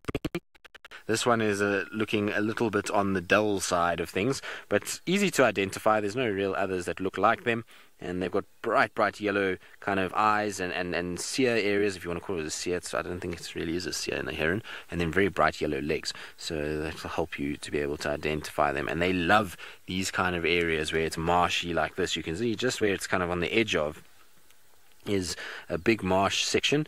There it goes, it's flying over the top of that marsh, and off it goes. Now I'll show you what I mean by its coloration. I'll try get a kind of picture for you guys that gives you an idea of just how colorful these guys, well, I suppose not colorful, but how much brighter those colors can be. Rufous-bellied heron, there we go. Right, so here we go. You can see here, if we have a look, I don't know, it's going to be tricky maybe with the sun, but you can see on these guys how much sort of darker they are than what this bird we just saw was, and they get the much more kind of rufous coloration on the chest area. So I'll just kind of keep going. There we go. You see they're very dark birds that they kind of get this sort of much bluer appearance in the one we just saw. The one we just saw, I think, might be a young bird, but there we go. And there's its rufous little belly right at the bottom that I can show you there, that one where it's in flight. There you can see the kind of rufous that comes down the legs and thighs are rufous coming up that way, and then this very dark coloration and yellow legs. Beautiful bird, and like I say, one that is quite rare in South Africa, but here in the Mara you do get to see them fairly regularly, which is quite nice. Good, well that was nice. I was hoping we would see one of them. I to be honest, didn't expect that we would see one as quickly as that. They generally can be quite tough. They're not a bird that just sits around all the time, and it's the first one I've seen since I've been back, which is, no, actually I lie, sorry, it's the second one I've seen since I've been back. So not hugely viewable, but I suppose also when I first arrived it was so kind of dry that they would have been restricted probably more towards the river areas. Now that these areas are flooding, they're going to start coming into here. The other thing is, are those guys mating? No, they're not. So it looks maybe actually crowned cranes that are in front of us that look like they're kind of displaying to one another, so there might be a bit of mating behavior that's starting to take place. There's lots of wings being opened and shown. Say hello quickly to the rangers. And so you'll find when these guys breed, they do this. They kind of compete with one another, and wings go out and then they jump on top of each other. But as far as I understand it, their normal breeding season is a little bit later, or should I say next year, early next year rather than now. But here they are, beautiful, 4 of them all together. Isn't that pretty? I would imagine this must be an adult pair with two that are starting to fledge now. They are some of the most beautiful birds, though, that you could ever imagine. The coloration in them is absolutely wonderful, and that coupled with that crazy hairstyle that they've got, with those feathers coming off the top of their head, which gives them the crowned crane name, makes them probably one of the most unique looking birds that you could ever imagine. I think so anyway. And that coupled with their size makes them that much more impressive. I mean, these guys are not small by any stretch of the imagination. They are quite large and very, very, very big wings. So, they're quite intimidating on top of it. Indigo Girl, they are very fancy. I don't know why saying fancy in a like a English accent is always so much more fun. So they are fancy birds. They are they look as though they're going to a night out, don't they? They end up kind of having this very sort of posh appearance. Is also probably a word I would use for them. But they're going about their business with much relish this morning. It looks as though they're finding a plethora of little insects to feed on at the moment. And so should be quite happy with life. They generally are once it rains. You hear them a lot more. And you can tell it's not quite breeding season yet because it's quiet. You don't hear these guys calling. In May, incessant in the amount of noise that they make. If you drove this road here, producing little ones. So,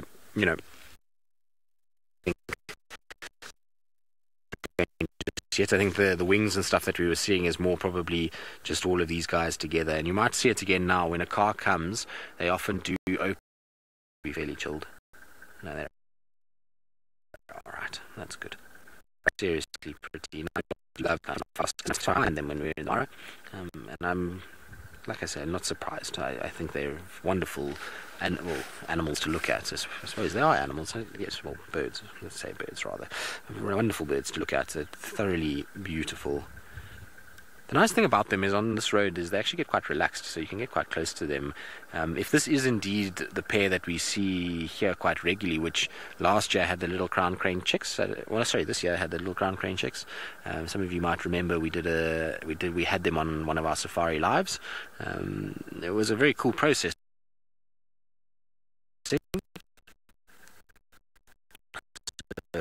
Got them mating, watched that whole process. Then we saw them on the nest before they had hatched with the eggs, and then we watched the little ones hatching and moving around as well. Now I wonder if two of these are not those birds that we saw hatch. Wouldn't that be cool? It would be very cool. It's very close to where we saw that pair nesting, so it could very well be that it is them. Awesome. What's not so awesome is the noise of a car in the background. That's apparently it's too much effort to turn off these days. So you've got a car that is just idling there for some reason. I'm not sure why you would want to just idle while watching birds, because it takes away from the kind of pleasure of watching birds, which is normally to turn off and listen to the sounds of nature and kind of listen to all of the things that are going on around you. But somebody got a fright. Okay, settle down. It's all good. We're all okay. Everybody's survived. It was just the car coming past, but you can see the wingspan is quite large. So I'm not actually 100% sure what their wingspan is. I would imagine it would be quite big. I would guess that it should be close to about 2 meters, somewhere there. Oh, lots of... What's going on, guys? I think that car is disturbing them, unfortunately, as they're crossing the road. So let's let them cross. Hopefully they'll kind of be able to cross in peace. No, now there's going to be a car that's going to come between us and them. Now, Anthony, are they vegetarian? No, so they're going to be eating all kinds of little insects that are around in the watery areas. You find that they kind of go along, especially where there's these little flooded sections, and they'll find... Did you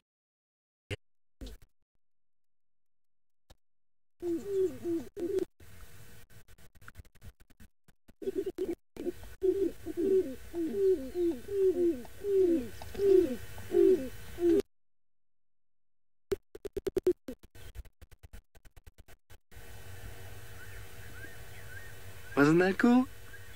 So you see how that throat patch inflates with air as they start exhaling and start to cool throat kind of area. That's that red patch, and they're making from that. We had a bit of breakup in the apologize. There seems to be gremlins in the internet that are causing havoc at the moment this morning. So I do apologize, but at least I hope that you got very cool. Feel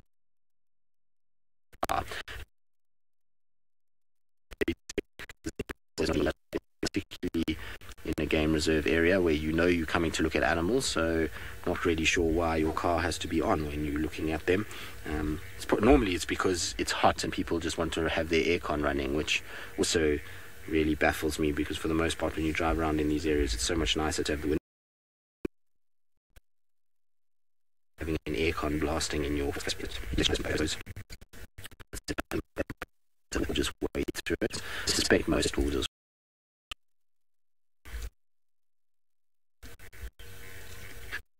from one big bird to a huge bird of prey.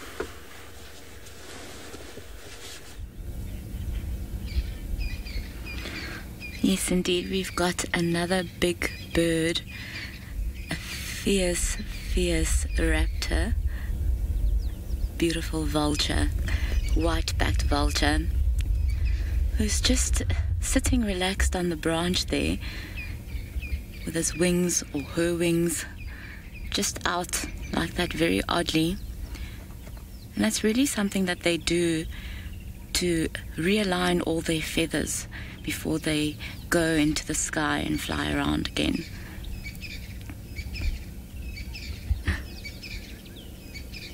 It's looking about. So they sit ready to go. Any carcasses that might be in the area.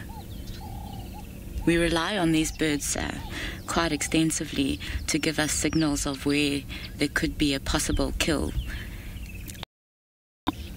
It's having a good scratch. Really just very relaxed and having preening.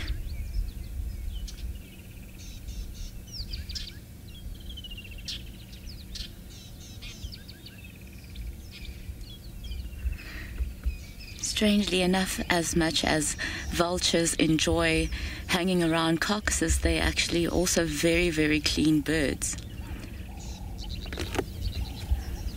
Please, can you repeat the question? I didn't get that.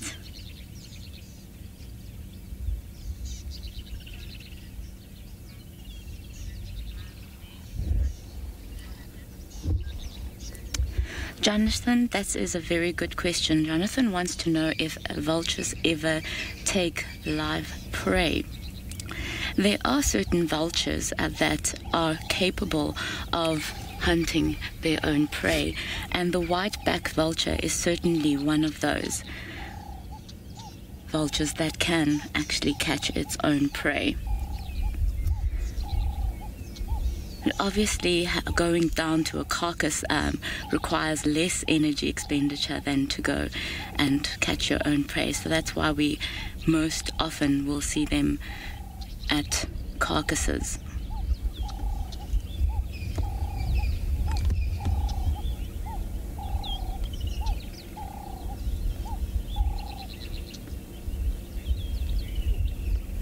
It's interesting that vultures alone. And I'm welcoming you. My name is Jackie, and I am joined behind camera by the talented Mr. Henry. So we've been sitting here admiring this gorgeous view, and if you look in the distance, those are the foothills of the Drakensberg Mountains, which run on the, and there in the distance on the right, extreme right hand side. Yeah, that's the capital of Zambia. Oh, so please correct me, James. Usaba. Sorry, it's Richard Branson's Usaba. that is found there on the right-hand side of that little mountain. It's quite gorgeous, really. And while we admire this glorious scenery, let's link to Jamie, who has found some flowers. Well, from glorious scenery to a glorious scenery, and it smells so nice.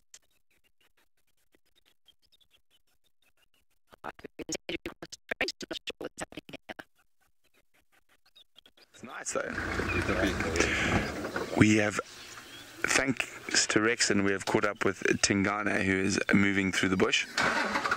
And unfortunately we went onto Torchwood, but we didn't have any signal. We had gremlins, so we've rushed back to Djuma, and Rex called me in on the radio and said Tingana's here. So very, very excited. At least I've got some spots for my last drive. Hello, Sips. After you. And let's have a look. Where is he off to now? I think he might.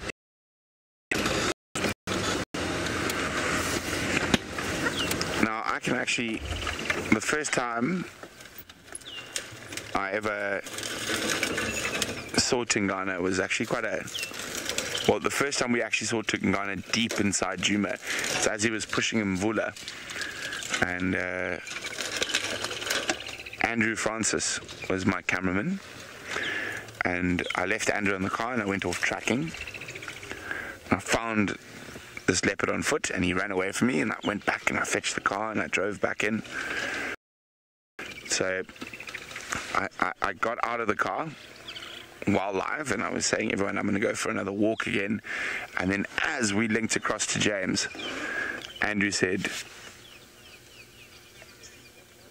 "Oh my goodness, bad word, bad word, bad word." And Tingana was about 1.5 meters from my leg, hiding under a branch, under a fallen tree. And yes, so I nearly stood on Tingana. Tingana is a very special leopard for me, because he is, in all my years in the bush, he is the only leopard I've seen make a kill on foot.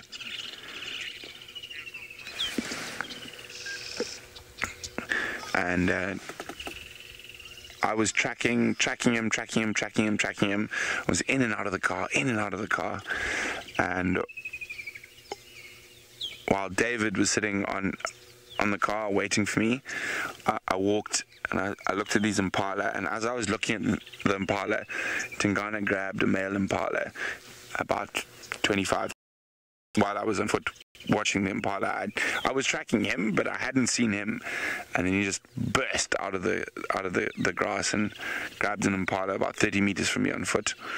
And then I ran back to the car, got back into the car and drove back, and by the time we got there, the impala was still alive, still kicking. Okay, should we get a bit closer, Sebastian? Yeah.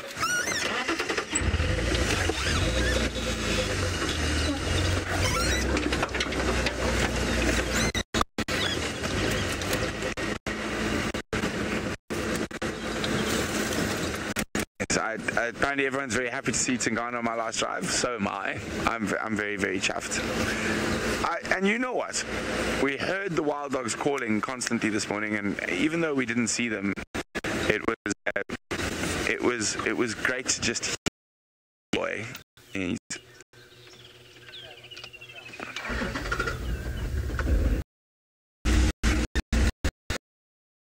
Keep up with them through this. In the meantime, we're going to head to Jamie with one of my favorite things. Oh, it's almost as though he's going to break out into the sound of music. Do do do do do do do do do do. Brent also likes raindrops on, what's it? Raindrops on windows and not roses. Raindrops and roses? What about kittens? There's kittens in there. Yeah, Brent feels the same. Right, moving on from Brent's favourite things, should we be really, really sappy about this flowering bushveld gardenia? Because here's the thing, it's broken. In fact, most of one of the main limb has been ripped off almost entirely. And if we wanted to really stretch things to the point of a Hallmark card, what we could say is that this gardenia is flowering more than any of the other gardenias, and it is. They're more concentrated around this limb and the limb at the back. And as a result, something broken has created something really beautiful, because the plant is not investing as much energy in trying to maintain the full rotation of limbs, because these have been broken off almost entirely. Here's the next cool thing, because this is all about metaphors, about human resilience, and, if you go through tough times, things will be okay and something beautiful will come out of it, if you didn't get where I was going with that. This limb is nearly completely severed, but it's not dead. It's just taking a little bit of time to recover. And although it's clearly a reduced nutrient stream, and I'll show you the strip of bark now, it is just starting to get its buds. And with that, this one will start flowering. So it will retain its beauty. Just because it's a late bloomer, literally, it will retain its beauty for a little bit longer. But this is all that is feeding it. There's a strip of bark about this thick, sustaining that entire limb. Isn't that awesome? And I mean, some of it's not even properly connected. I don't know how this limb is alive. Incredibly resilient. And it smells so nice. It smells like, I think, is a garden plant called Yesterday, Today and Tomorrow? Something like that. That's what it smells like to me. Well, that's what it smells like to me. It smells like flowers. And it really, really does smell incredibly nice. Gardenias, of course, nice for shade for most animals. Tingana in particular, come to think of it, loves a gardenia. Central Road, at the Nyala Road junction, where many a time we found Tingana sleeping in its shade, often taking us quite by our experiences. And it's dead. And if you think I'm devastated, well, you should hear just how sad Brent is about the death of the gardenia on Central.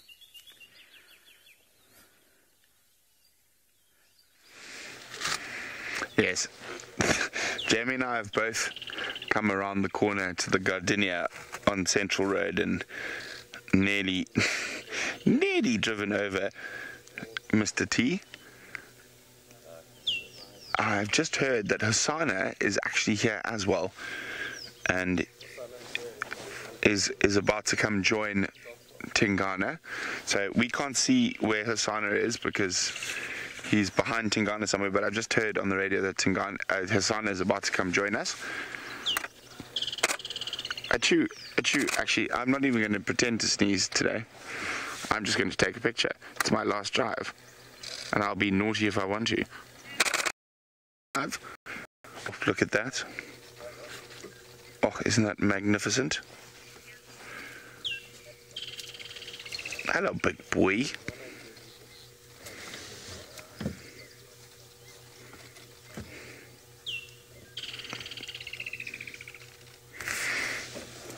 Oh, isn't that absolutely stunning?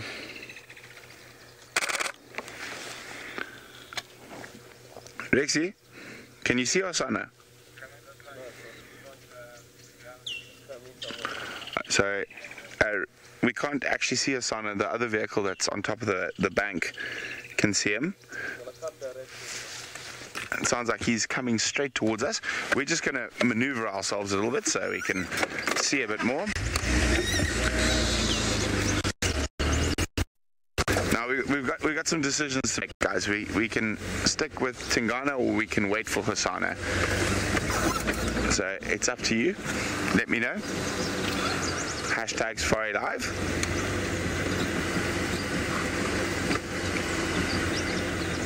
One of the strangest things that's going to happen is that I'm going to be able to say a sentence without saying #SafariLive in it on Game Drive. Let's just get up.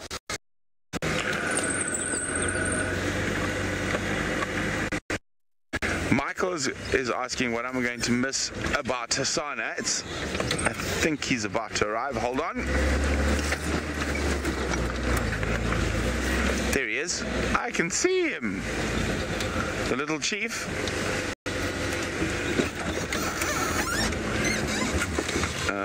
Let's see if we can sneak behind Rex in here. We should be able to.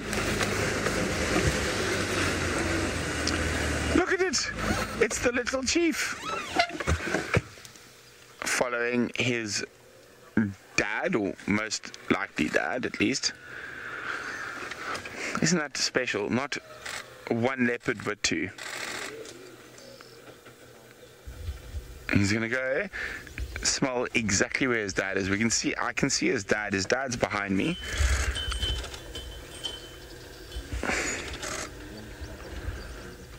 Smell, sniff. What am I going to miss most about Hassana? Well, just seeing him, I think. I've had so many fantastic sightings with this leopard. Achoo. Sorry, I forgot to sneeze as I took the picture.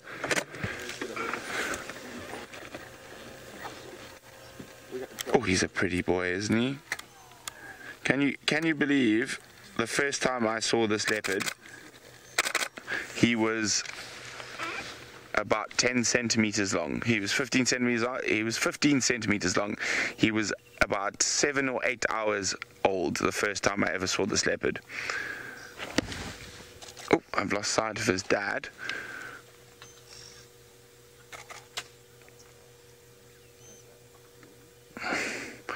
I think the thing I'm going to miss about Hassana the most is Hassana on foot. I've spent many years in the bush, and I've spent lots of time with lots of different leopards on foot, and I have never ever encountered leopard.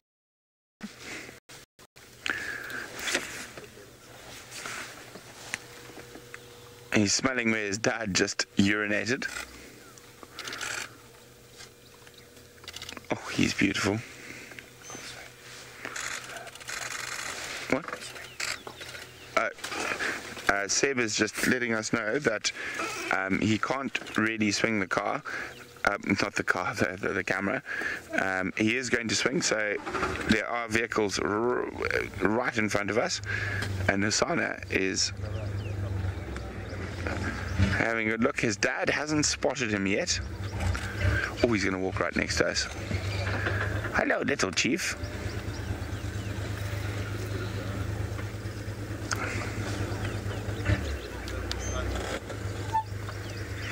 And do you see him there?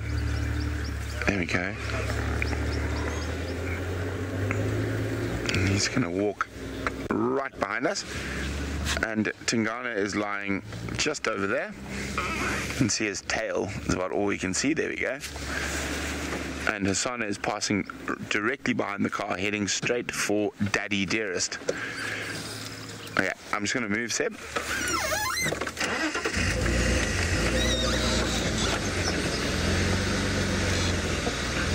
I think this is the spot to be in. We've got a nice clear view of Tingana and Hassana moving straight towards him.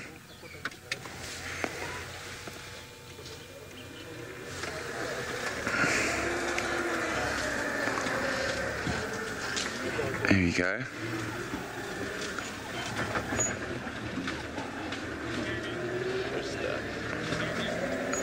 Nana says this is so cool. It is so cool. Tingana's walked away without even realizing that close on his heels is little Hassana. Look at him sniffing the fallen knobthorn.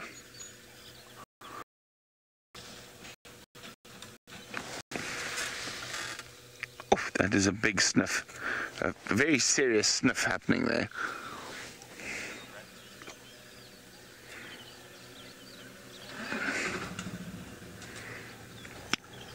Tingana is still steadily heading north.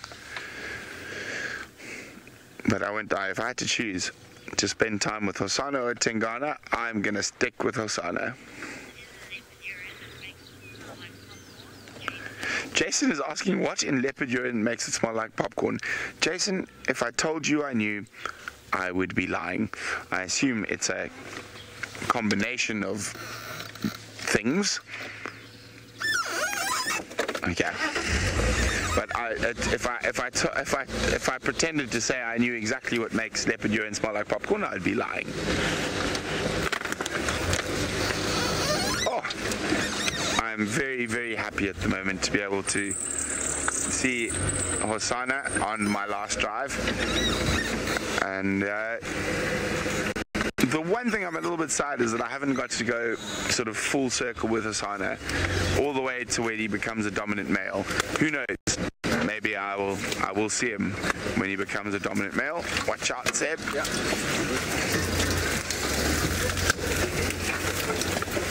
I'm just going to sneak through here. We've got a really beautiful shot of Hosana sitting on the termite mound that his dad was sitting on a few moments ago. So I'm going to stop. How's that, Seb? Oh, okay. If we go a bit more forward, we're only going to be able to see Hosana. I can still see Tingana as well. There we go. The little chief. Isn't it incredible? When I first saw him, he weighed probably less than a kilogram. He now weighs about 70 odd kilograms. And I've literally known this leopard his whole life. And something when he was little he would try to avoid at all costs is a big, hairy, tailed, toothed creature that has longer teeth than a lion. Well, yes, baboons are never a very pleasant experience for most leopards. They can be really kind of quite hard on leopards. I've seen some crazy baboon leopard sightings before. At Singita the one time, Ravenscourt and her two boys and Shinzele, her older male, when they were still hanging around together, they got chased by a troop of baboons second to none. It was quite something actually to kind of watch the whole thing play out. But I'm so glad for Brenty that I know he didn't get his wild dogs, at least he heard them. So he got to hear wild dogs this morning, and at least he got, Hosana and Tingana together. It's an epic way to finish, and on a very high note. They'll provide him with a really nice two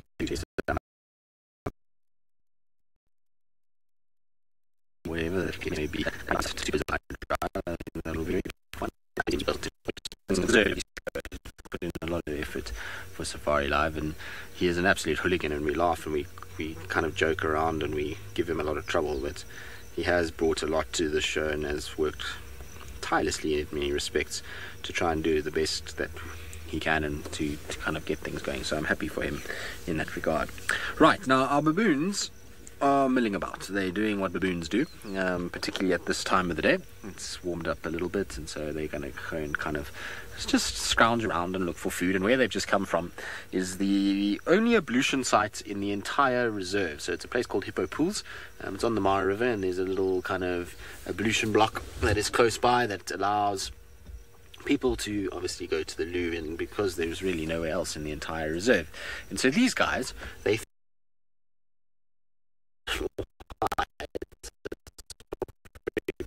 pleasant. I wouldn't want to hang around an ablution block, but anyway, let's look past that.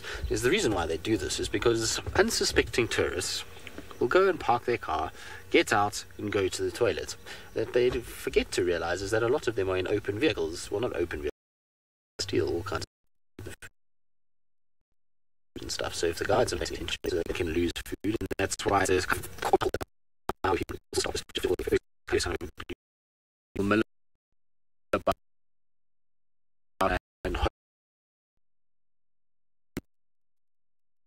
and it's kind of looking on the carnivorous, and so while grubs and things will also be eaten.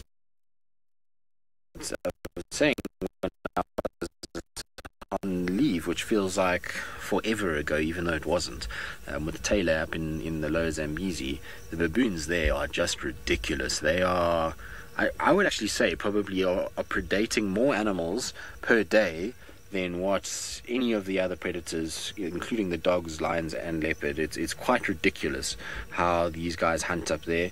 When we went on a walk through a certain section. We must have come across, I don't even know how many drag marks of baboons that had taken impala lambs, and they take warthogs there, they take impalas, even fully grown adult female impalas they were taking, and they were grabbing them by the face and then pulling them, and it's quite a traumatic thing to watch. So if you ever have a kind of, you should forget that very quickly, that size there.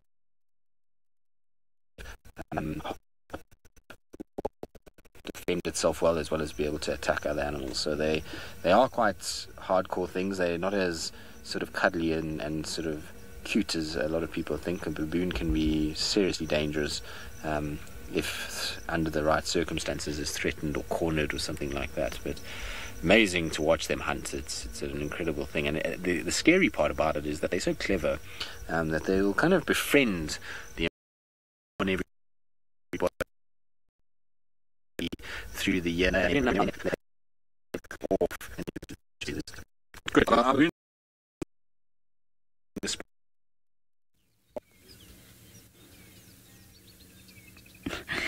Indeed, it is continuing to be one of those mornings where it's in that dead branch at the moment. We're looking at a magpie shrike.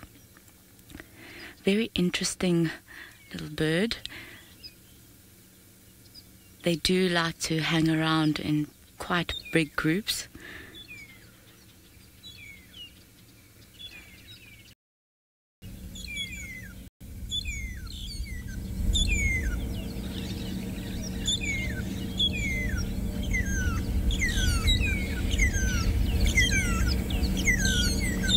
Isn't that beautiful?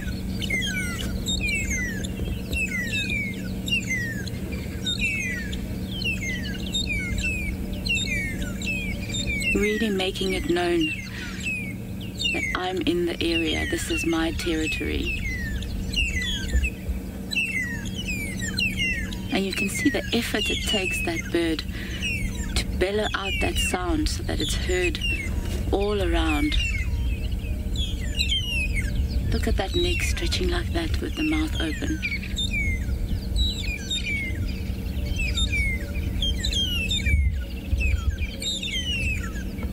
That's incredible. And the main distinguishing fact with magpie shrikes is that long tail and that white on the back.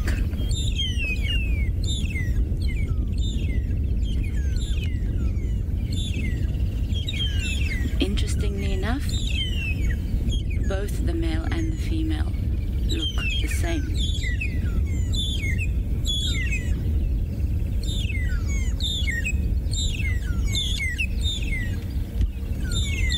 Very much like the lilac-breasted rollers, where both the male and the female also look the same. And traditionally, of course, we're used to the male being the prettier one and the female being the more duller one in colour. And while we sit and admire this magpie shrike, let's send you over through to Brent. So we've decided to stick with the little chief rather than Tingana. Rexon's sticking with Tingana. Tingana's heading north, but we're with a hungry horsehana. He could definitely do with a meal. He's by no means starving, but he could definitely eat something. Oh, I think he's going to go for a drink. Okay, hold on. Around in front of him. Wait.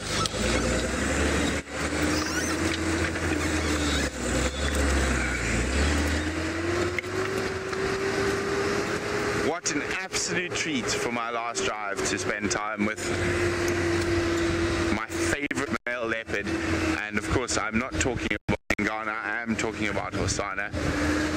And I have been very lucky in my time at SafariLive. I worked out the other day, I've seen 32 different leopards on Juma. Obviously some of them are just moving through, whatnot, but out of all the leopards I've seen, and in particular, no, Hosana, don't go steep. The clouds have dissipated and the temperature went up by about 10 degrees C in the seconds.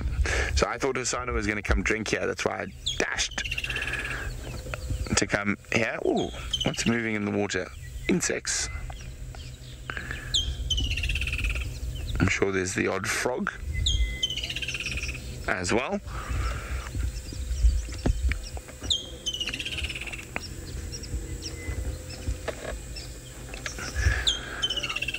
You can hear the sound of summer in the background, the woodlands kingfisher.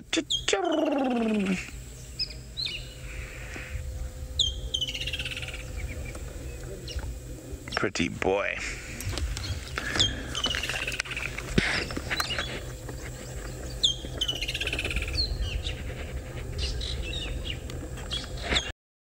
I'll miss you guys too, but keep an eye on my social media feed.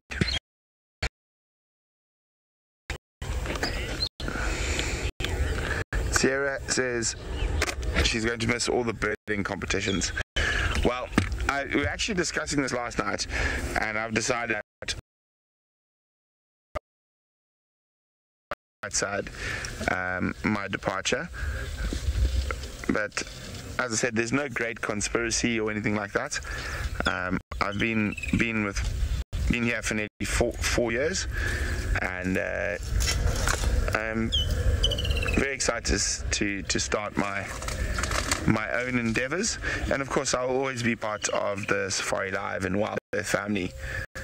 So you definitely haven't seen the last of me. It's just goodbye for now.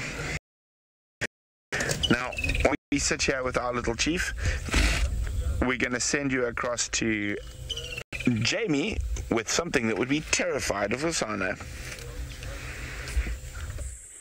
Would be terrified of Hosana. Would be very upset indeed. Fortunately, this little Speaks Hinge tortoise is not too terrified of me, although it is racing away from me at high speed, and in fact now looks as though it's charging Jandre. Watch out, Jandre. It's coming. Coming. Greg's cousin. Come on, Kirst, we need a name. It's, can't tell what it is. I can't see under it. Grant. Gregory's cousin Grant. Doesn't actually matter whether or not this is a male or a female, because Gregory, of course, is a female tortoise that lives inside our camp. I actually think it might be a female. So, this is Gregory's female cousin, Grant. You go, Grant. Look at you go. I love looking at tortoises right down at sort of their eye level, because you get to see my favorite part, I think my favorite part of a tortoise is their little claws. Their sort of yellow little claws. Although, while I was sitting there, I had this... Yes, their little knees, actually, Kirst is right. Their knees are also amazing. And of course, it reminds me instantly of One Foot in the Grave, which was a series for those of you who... Oh! I just think they're the coolest thing. The more you up there, let's see if it'll come out again. I don't think it's going to. I don't want to disturb it for too long. Okay, Grant. Be free. As you were. Their knees are awesome. And their little beaks. They're so prehistoric looking. We don't touch tortoises, as most of you know, but perhaps for our newer viewers, we don't touch tortoises. We don't touch terrapins. We don't touch terrapins for several reasons, but with both tortoises and terrapins, we don't touch them because it really, really stresses them out, and you can actually cause them quite serious problems. You can cause indigestion. You can cause them to get diarrhea, and you can cause them to release water in a panic. Now, what we have here is an industrious little dung beetle who is setting about the process of burying a dung ball. Now, we don't know if this was a male or a female. Jandre, you didn't see two, did you? No, I only saw one, which means we don't really know if it's a male or a female. It could be either, because they do also bury dung balls as a source of food for themselves as well. So not necessarily just for egg-laying purposes, although that is the main reason why you will see dung beetles burying dung balls. I was hoping there might be more coming in because this elephant dung is incredibly fresh. I wanted to show you the way in which dung beetles land, but unfortunately most of them appear to have beetled off. I'm hilarious. I'm hilarious this morning. My shadow's in the way a little bit, but the dung beetle is actually on this side, and what it's doing is it's using powerful front legs to push sand up, and then its back legs to push it out. And it's slowly but surely burying a ball of dung. Here he goes, he's out. Let me move a bit. Let me move so my shadow's not in your way. Now he's out. Go, dung beetle. You go. You bury that. Kind of like a dog burying a bone, only slightly different. Oh, is that not a good place? Yeah, he is on a roll, Curse. So are we. All the puns. See how he has to stand up, or she has to stand up on the dung ball to see where to go? Because nature has designed them in a way that they have to go head first while they're pushing.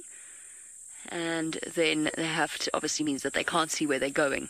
So they use their front legs to do the whole propelling thing. The back legs hold the ball up. And when I say they look around, clearly they don't look very carefully, do they? Oh, incoming. Under the bridge. Make him a little bridge to go under. There he goes. It's the sort of thing that Blake, Steph's son, does. He'll make little bridges for animals to go around and under. Never obstructs them. I just have this feeling he's going to be an engineer when he grows up. Right. I don't know why they bother looking, actually, because it's not as though they actually change their direction very much. Essentially what they do is roll in a straightish line. But you'd think he'd try and roll around the obstacles. Jax, you say that this beetle's having a ball of a time. You're going to have us rolling on the floor laughing with any more puns like that? Come on, we can do better. It's bugging me. Ha. There's a pun we're missing here. Send them through on #SafariLive on Twitter or in the comments section of YouTube. Look at him beetling off. I made that one already. Look at him go, though. Let's have a look at the track he's left behind. And I think the fact that he was having a ball of a time was a great pun, by the way. Wait, where's he? Where did he walk? I don't think I can say that word. Who was that from, Kirst? Snorky. Snorky says that this dung beetle has a something job. Has a poo job, yes, we'll go with that. This beetle has a poo job. Because I can't say the word actually used, I don't think. I'm pretty certain I can't. Indigo Girl says he's rolling dirty. Here's his tracks, by the way, in case you get quizzed in the future about what a dung beetle rolling a ball looks like, or the tracks that they leave behind.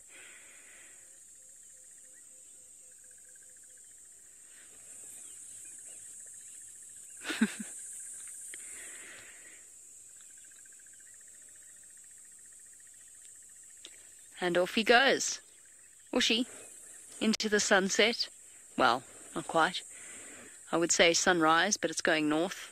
So nothing poetic about where it's going. But it is hilarious to watch. You of course know all the stories about the dung beetles in Australia that were imported in order to help to contain the cattle dung problem. There was a very large amount of cattle dung that was, obviously there was nothing natural around to get rid of it. So they brought in dung beetles, but the problem was that the dung beetles were put in quarantine and disinfected, thus killing the tiny mites that live on the joints of their exoskeleton and help to keep them clean, and therefore help to keep them alive. So all of those died, and then obviously all the dung beetles died too. Bad idea.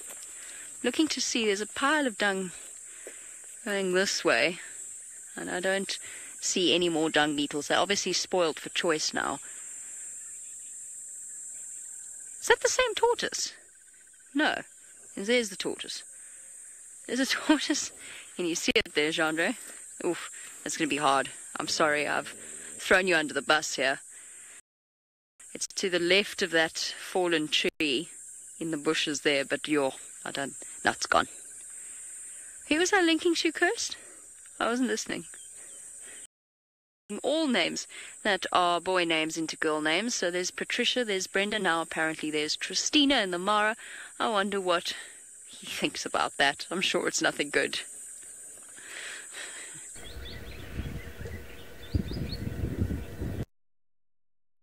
Wish I knew what he said there. All I heard was live. It all broke up before, but I just heard live. Anyway, the gremlins today are being an absolute nightmare. I don't know what the story is, and so gremlins in the Mara River and make them swim. And they'll Taylor always used to call me Tristina. I don't know where that came from. She decided that she was going to start calling me that.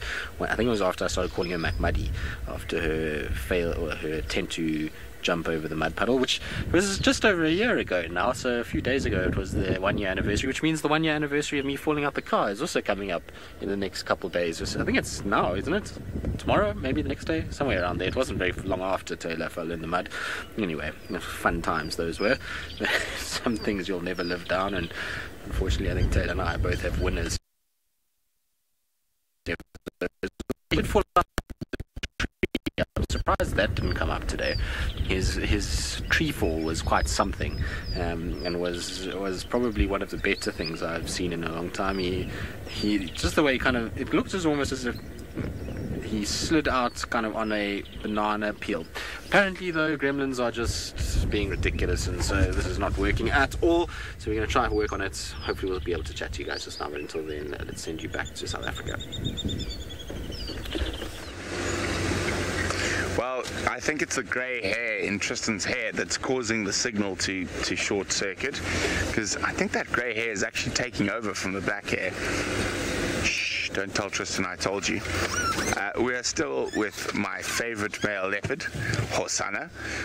He's moved away from where his dad is now. His dad has gone to sleep, and Hosanna is on the move and still hungry, so we're going to stick with him. And let's be honest, if I had a choice, Tingana or Hosanna, who am I going to stick with? It was always going to be the little chief. I've known him his whole life.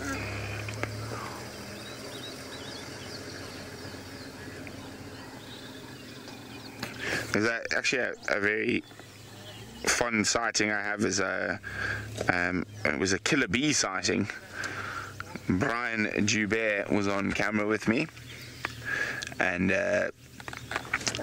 we were on bushwalk, and Hosanna and Shongile, we had found Shongile, and I was sitting about 5 or 6 meters from Shongile, and we weren't sure where Hosanna was.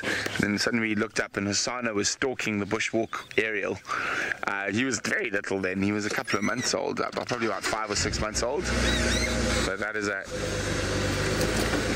quite a special time. Well, it looks like he's gone and found some shade on a termite mound, so we're just going to move to where he is. I think he's going to keep moving though. I think he's quite hungry. Well, actually, I don't think he's quite hungry. He is quite hungry. You can see from his lack of fat tummy. Oh, of course, he's moving again.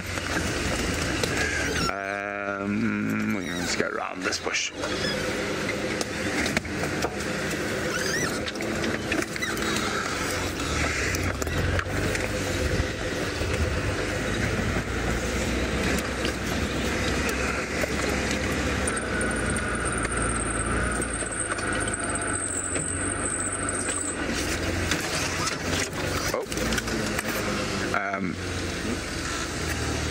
I'm just waiting for one of the other vehicles. They've got their cameras out. I don't want to drive through there. He's going to walk to us. We don't have to move. Lynn is saying, I say I'm off on new adventures. Can you give us more details of where I'm going? Lynn, I'll be able to give you some of the stuff I can't talk about just yet. But I think the first place I'm going is Tanzania. I'll be going and guiding a safari in the Serengeti for the birthing of the wildebeest for a good friend of mine from Houston who has his own safari company, and I'll be doing quite a few trips for him. And I will be sharing details of that shortly. And then I'm going to be running safaris of my own. I'll also be doing the odd safari for Ali at Wandering Through, and we've got some very exciting stuff planned for next year. Next year I'll be in Botswana, South Africa, Zimbabwe, Tanzania, Gabon, Congo, Kenya, Rwanda. So I'll be a bit of a wanderer next year, and of course I will still be coming to visit Jamie, so you will see me. I probably might just sit in final control and give people grief. I'm good at that. And if Kirsten says they're going to lock the door, Kirsten, unfortunately, I know how to pick the lock, so you'll never get rid of me that easily. And I'm very interested to watch Hasana as he grows to see what happens next. It'd be amazing to see him as a dominant territorial male. Carol is asking, will I spend time with gorillas? Yes, Carol, and on Monday. So today is Saturday. On Monday I will be releasing some trips, and those trips will be spending time with gorillas, but not the mountain gorillas that are quite easy to find and pose no challenge. We'll be spending some time with western lowland gorillas and chimpanzees in Gabon. So I'm going to be spending a bit of time in Gabon next year, which will be very exciting, and there'll be more information on those trips coming up. Now, Gabon is a very, very interesting place. It's also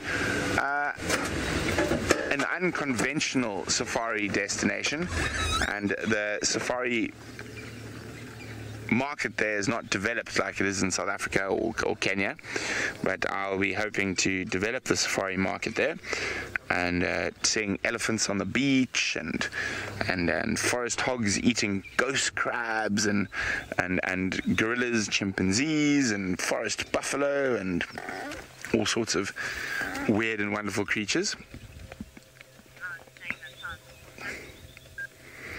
Well, all of you said that sounds awesome. Thank you very much. Okay, catch up with Osana.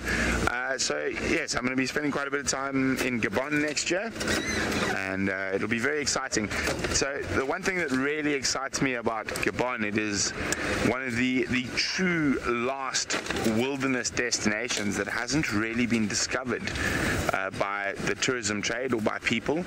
In theory, everyone says Gabon's great, but the development of the tourism industry hasn't quite got there yet. To put it this way, I would not send anyone to Gabon without me, and that's not me being Brent is so wonderful. It's me saying that if you end up with the wrong person, or even just what is considered a guide or whatnot in Gabon, you're probably not going to see anything, and you might get half flattened by a forest elephant in the same process. So for me, it's one of the countries in Africa that has the most incredible potential for safaris, and it'll be quite exciting to develop that. And in developing that part of the safari business in Gabon, it also means that it gives the forest elephants and and the other animals there a value above and beyond being a pain who steals your crops or whatnot. So it'll be very exciting to help develop a new ecosystem. Oh, sorry, Seb, I got to move so Taxon can get past as well.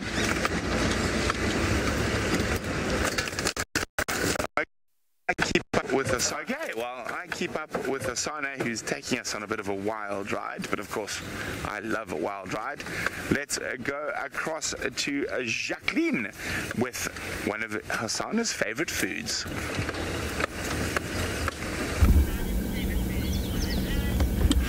Indeed, one of Hasana's favorite food, and they are so cute. I'm going to move slightly forward so we can have a better view of this large family that's in front of us at the moment. It's mommies and their young babies all together, just absolutely gorgeous.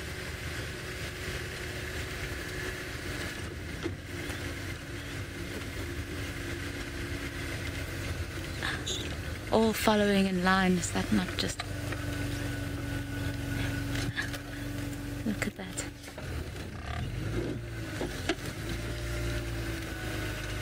So dainty and very cute, Tulani, you're right.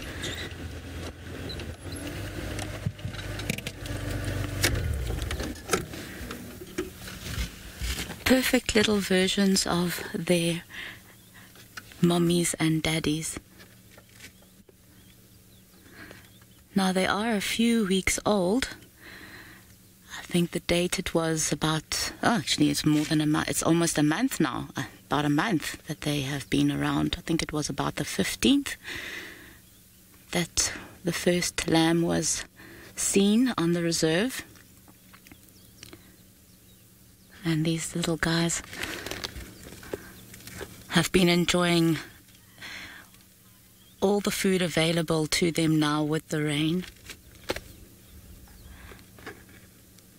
Paz, can you please repeat the question? I didn't get that.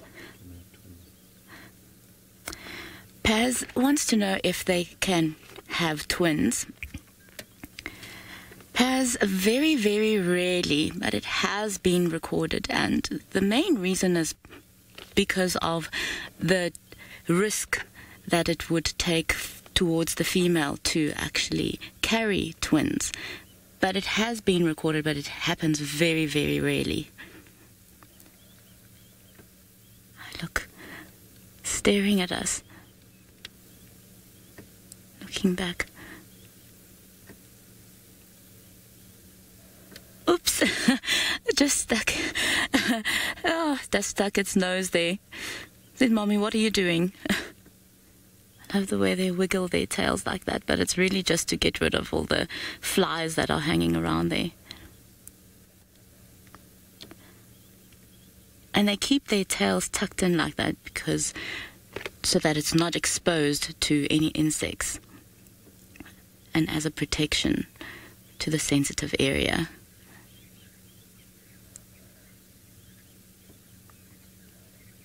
So we've just been discussing about how the herds of impala have just multiplied, not just because of all the small little lambs that are around, but it just seems like there's just many more adults as well.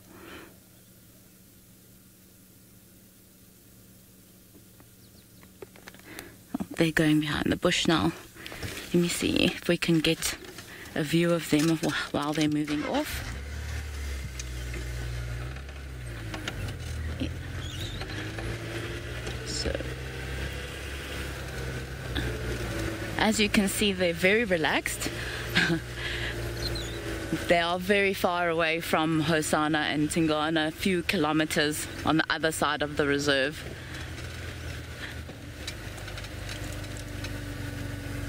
Is that good, James? There you go.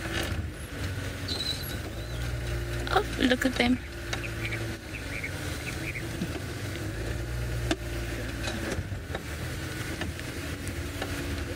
Okay.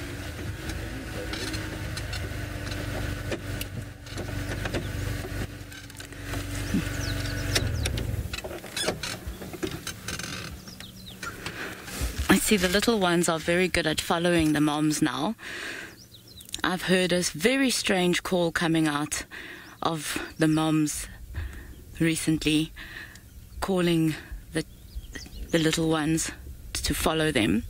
It's a very strange sound. It sounds like a burp almost. It's like a burp, burp, burp.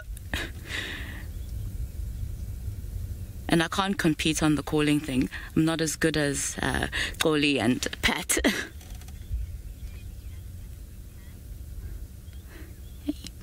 While we sit here with the Impala, let's take you to Jamie at Gallagher Pan. Well, forget about Gallagher Pan because there's not very much happening at Gallagher Pan. And have a look at this. It's jumping bean season. Was that a jump or was that wind? That might have been wind. It might have been a jump. Who knows? I've been carrying these poor beans. Well, I've been alternating between carrying them and giving them to Trishala to hold for about an hour or so. And in that time, they were the most jumpy of the lot when I picked them up. I don't think most jumpy is a way of describing anything, but just go with it. And now they've decided they don't want to move, which is fair enough because I probably rattled them. They are shy. They've got stage fright. As soon as Trishala puts them on her hands, they jump. When they're on mine, not interested. Now, this makes absolutely no sense. This is a very poor first view for viewers that have just jumped on board in the last 6 months or so and have never seen a jumping bean. Jumping beans are one of the coolest things about summer because they quite literally jump. And they do that through the fact that they are parasitized and therefore have little larvae inside of them, which then burst forth as tiny moths. Tiny little moths. They do the jumping when it's time for them to pop out. But now, these guys don't want to. They don't like me at all. They're tambuti seeds, by the way. They're parasitized tambuti seeds. No, Jean-Andre doesn't want to do it. Oh dear. Now I've rattled them again.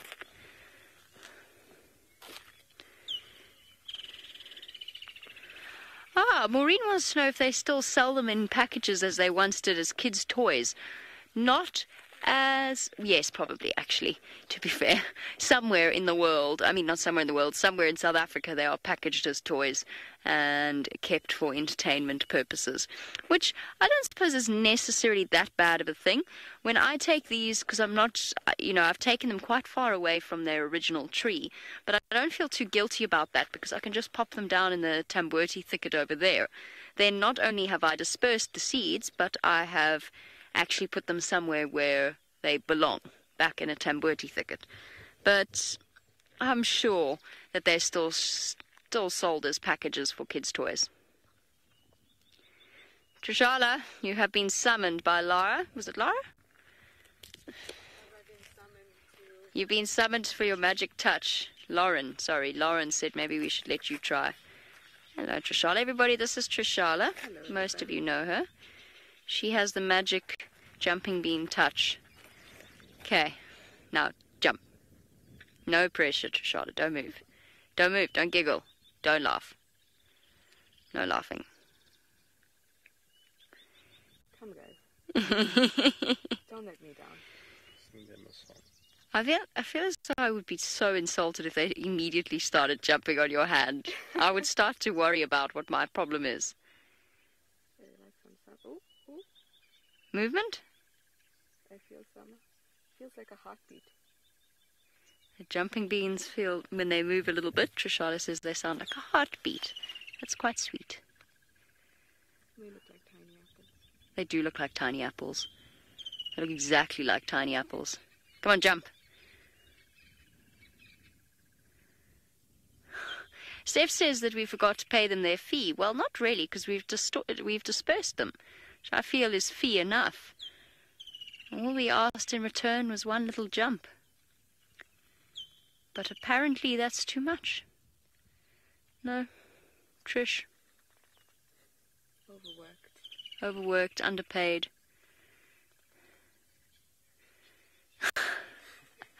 H Worker says this is an action-packed show. Oh, you have no idea. Oh, what do you mean? Oh, there you go. Did it move? It jumped. It jumped. You're joking. There, now they're moving. Trishala's magic touch. Sort of. Magic touch happened. There, look at them go! Okay, not the most energetic jumping beans in the world, I'm not gonna lie, but they're still moving. How come you can make them do it?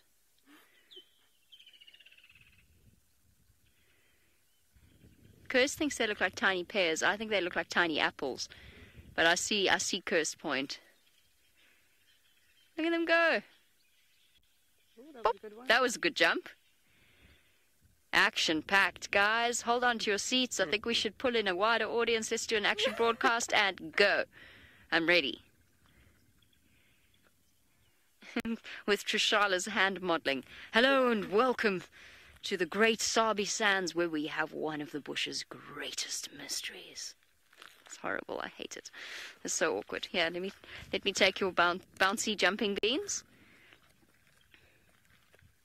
Now they're not going to jump. I know they're not going to jump. The Trishala's running away. Come on. Oh, shame. We just turned them upside down. They're probably so confused at what's going on with their day. 1 minute they were happily bouncing away, trying to break out of the seed pod. And the next thing you know, they were hoisted up and rattled around. Taken far from everything that was familiar to them. Of course, everything that's familiar to them is the inside of the seed pod, so I don't feel that bad. I mean, it's not exactly like they were going to... I'm taking them from hatching in a good neighborhood to hatching in a bad neighborhood. Okay. Oh! That might have just been my hand moving. No, I think it is moving. Hey, it's moving! Yeah, I did it. I did absolutely nothing, and I did it. Thank goodness. Phew. This is no stork that's jumping now. Plonk. Whee! Careful, no stork. You're going to jump off my hand.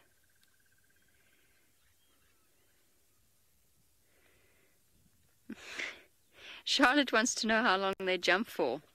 Until they get tired. No, I'm kidding. It depends on it's usually about, once they've fallen on the ground, it's usually around about a day or two. But it's often even shorter than that, depending on the stage of development of the larvae inside there. When they're ready to burst out of the seed pod, that's when they're sort of most energetic. This one's really going. Whee! I love this time of year. Oh, stork doesn't want to be outdone. Well, I think stork's just been knocked about by no stork. Oh no, now it's stuck in my finger crease.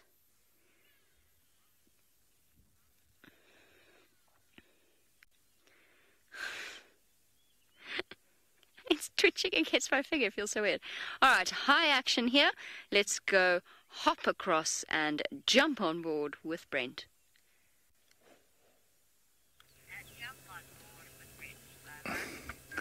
So we've moved ahead of Hasana now, who is with the other vehicles probably about 60, 70 meters in that direction where Seb is pointing. And the reason we've done that is we noticed him starting to show some interest in something, and there's a whole herd of impala off to the side, including little babies. So I'm going to see if Hasana keeps coming here to try to take advantage of the herd of impala. At the moment, we have no sight of Hasana, but we can see the impala, and I can hear the other cars chatting in the distance. And if you listen carefully, you might even be able to hear the impala mothers talking to the babies. Brr, brr, brr.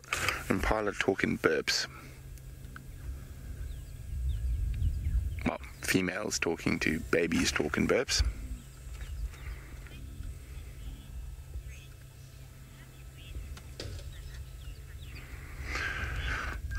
Kayleen would like to know if I've been to all the African countries. I wish, Kayleen. I've been to a fair share. How many different countries in Africa? 53, I think. And let me work it out. So on, Angola, DRC, ROC, Rwanda, Uganda, Kenya, Tanzania, Ethiopia, South Africa, Mozambique, Swaziland, Lesotho, Namibia, Botswana, Zambia, Malawi. I've been to about half, just under half of the countries in Africa. Which is not bad going, if I do say so myself. The fact is I actually lived in a lot of those countries as well. It wasn't just a flying visit.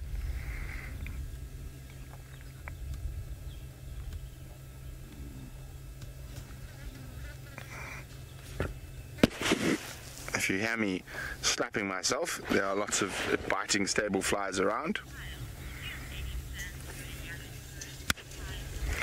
Kaya would like to know, do I have any plans to go to Yellowstone? I always have plans to go to Yellowstone. When I get there, Kaya, it's a different story. I would love to go to Yellowstone. Hopefully, maybe next year or the year after. I will be spending a little bit of time in the US next year.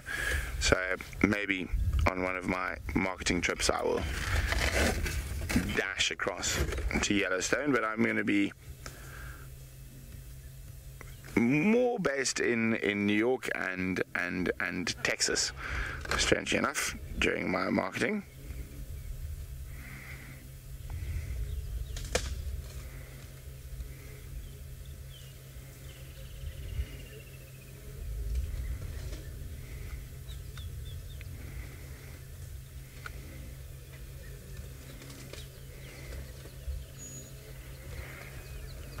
So the cars are arriving, and so we are waiting for Hasana to arrive. We can't see him, but he should be arriving shortly.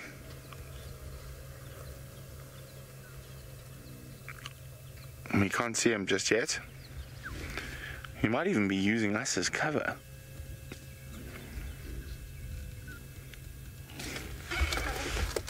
Sebastian, can you see Hasana behind you? No, not yet. I think he's behind us somewhere. Literally somewhere here. I think he's actually quite close to us from where the other cars are looking.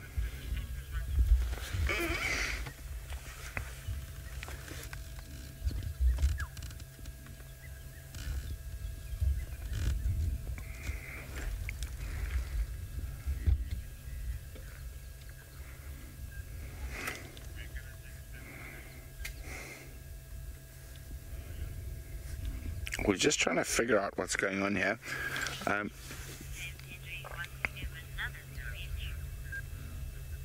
dear, I'm quite worried. James gave an absolutely beautiful and wonderful speech last night. Apparently he wants to give another one this morning. I am now very, very scared because he hasn't had any apple juice this morning.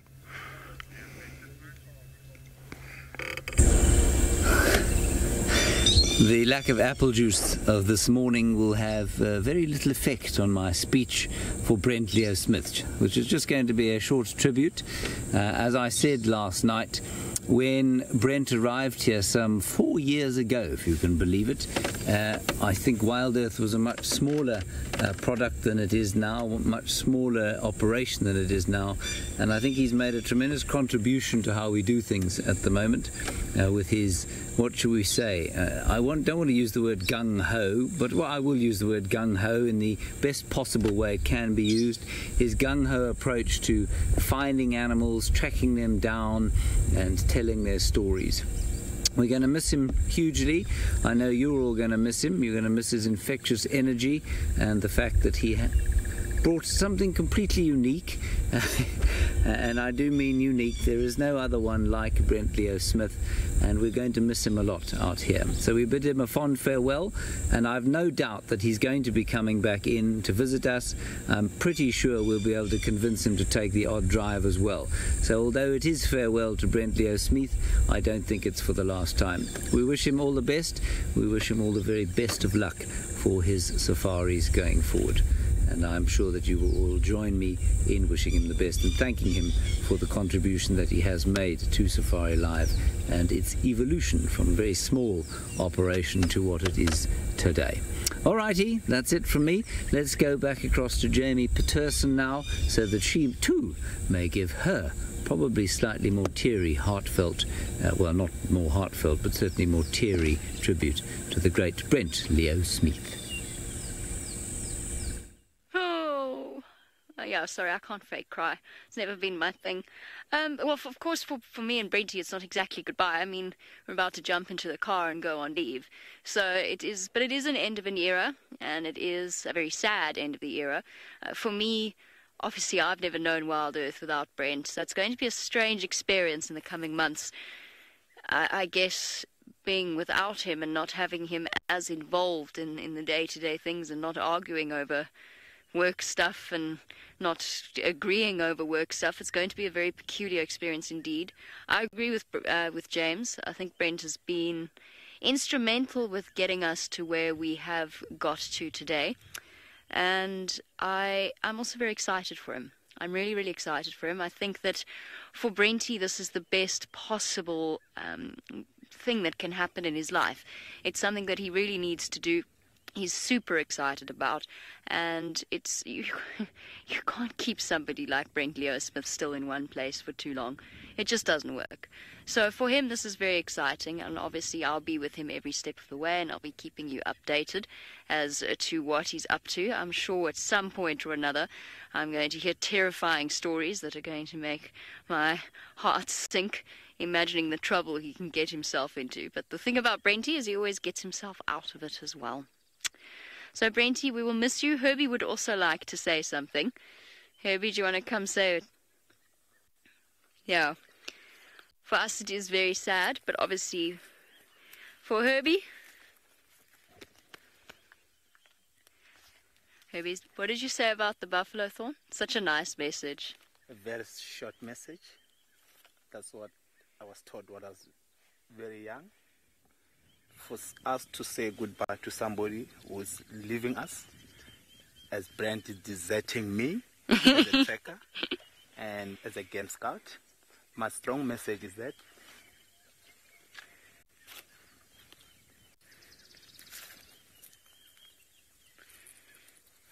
go out, experience life, but never forget to come back from the buffalo thorn. That's awesome. Bye, Brent. I'll always miss you.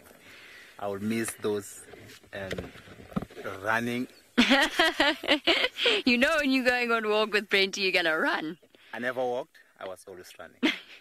And he's walking with those long legs. He forgets everyone has to run to keep up with him. Bye. Thanks, Herbie. That's a lovely message from the buffalo thorn and from Herbie. All right, well, I'm sure Brent is even more teary and heartfelt than the rest of us. We're going to go across to the man in his final few minutes at Wild Earth, not at Life.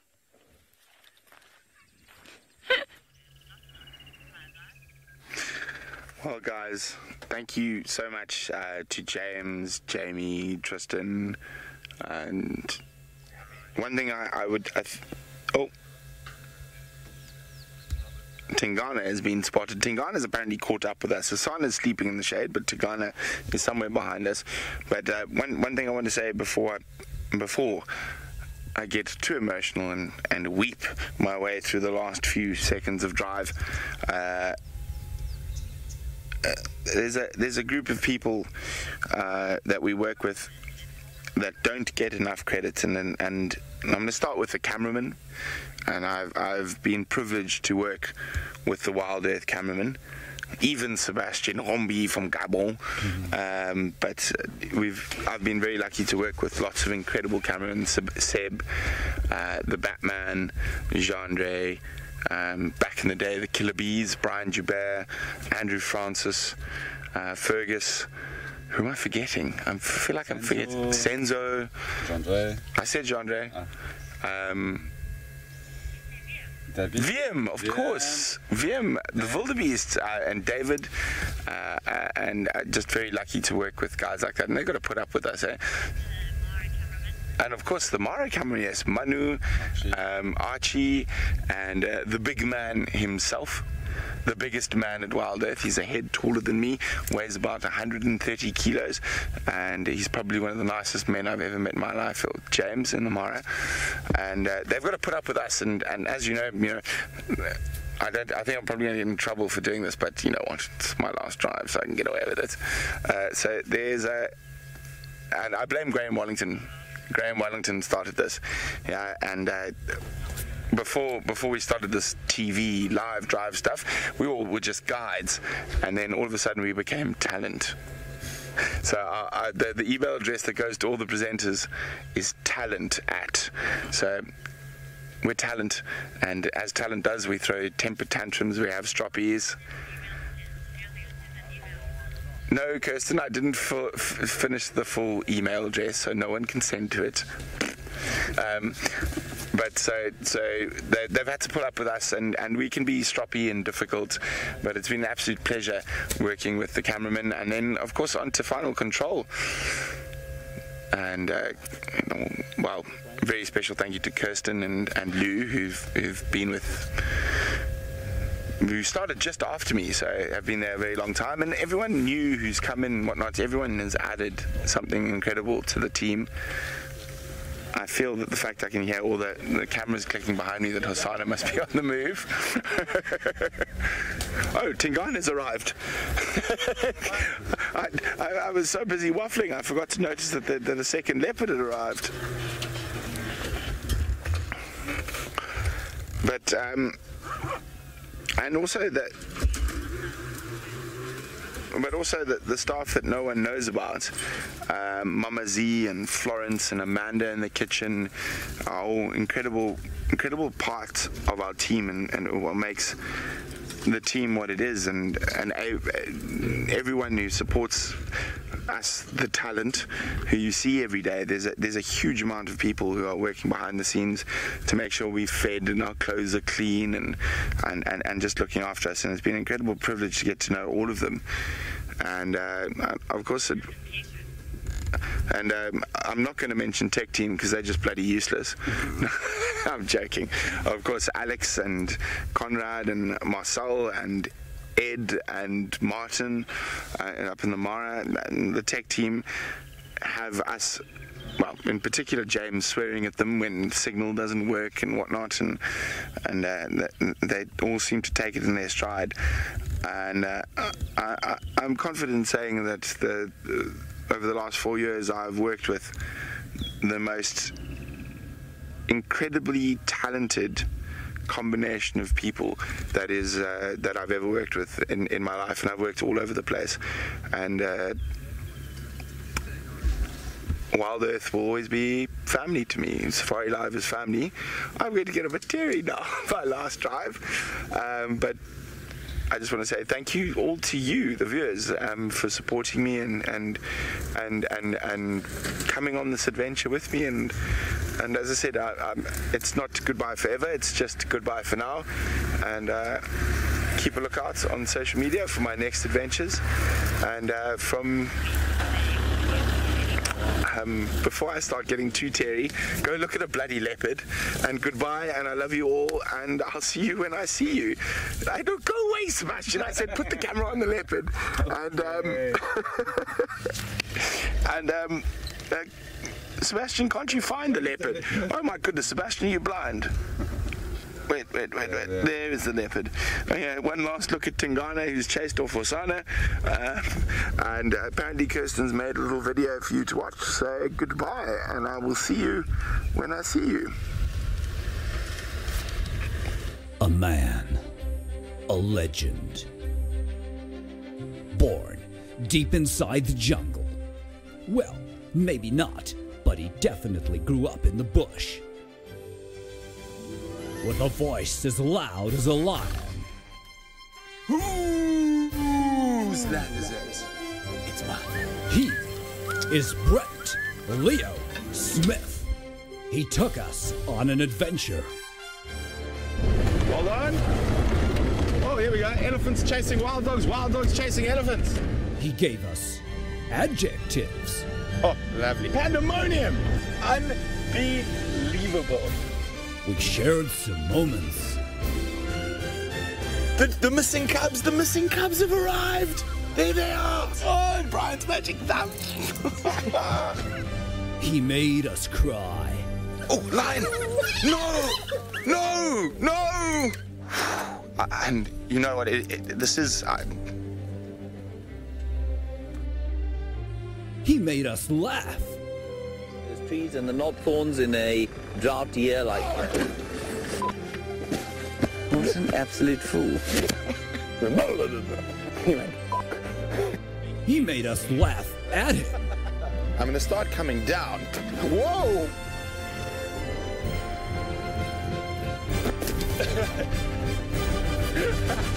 He quizzed us. What are we going to quiz today, David?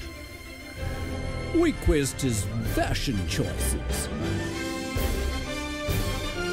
He invented driving. And then he invented getting stuck. The man. The model. And 100% live. You're 100% live. This is 100% live.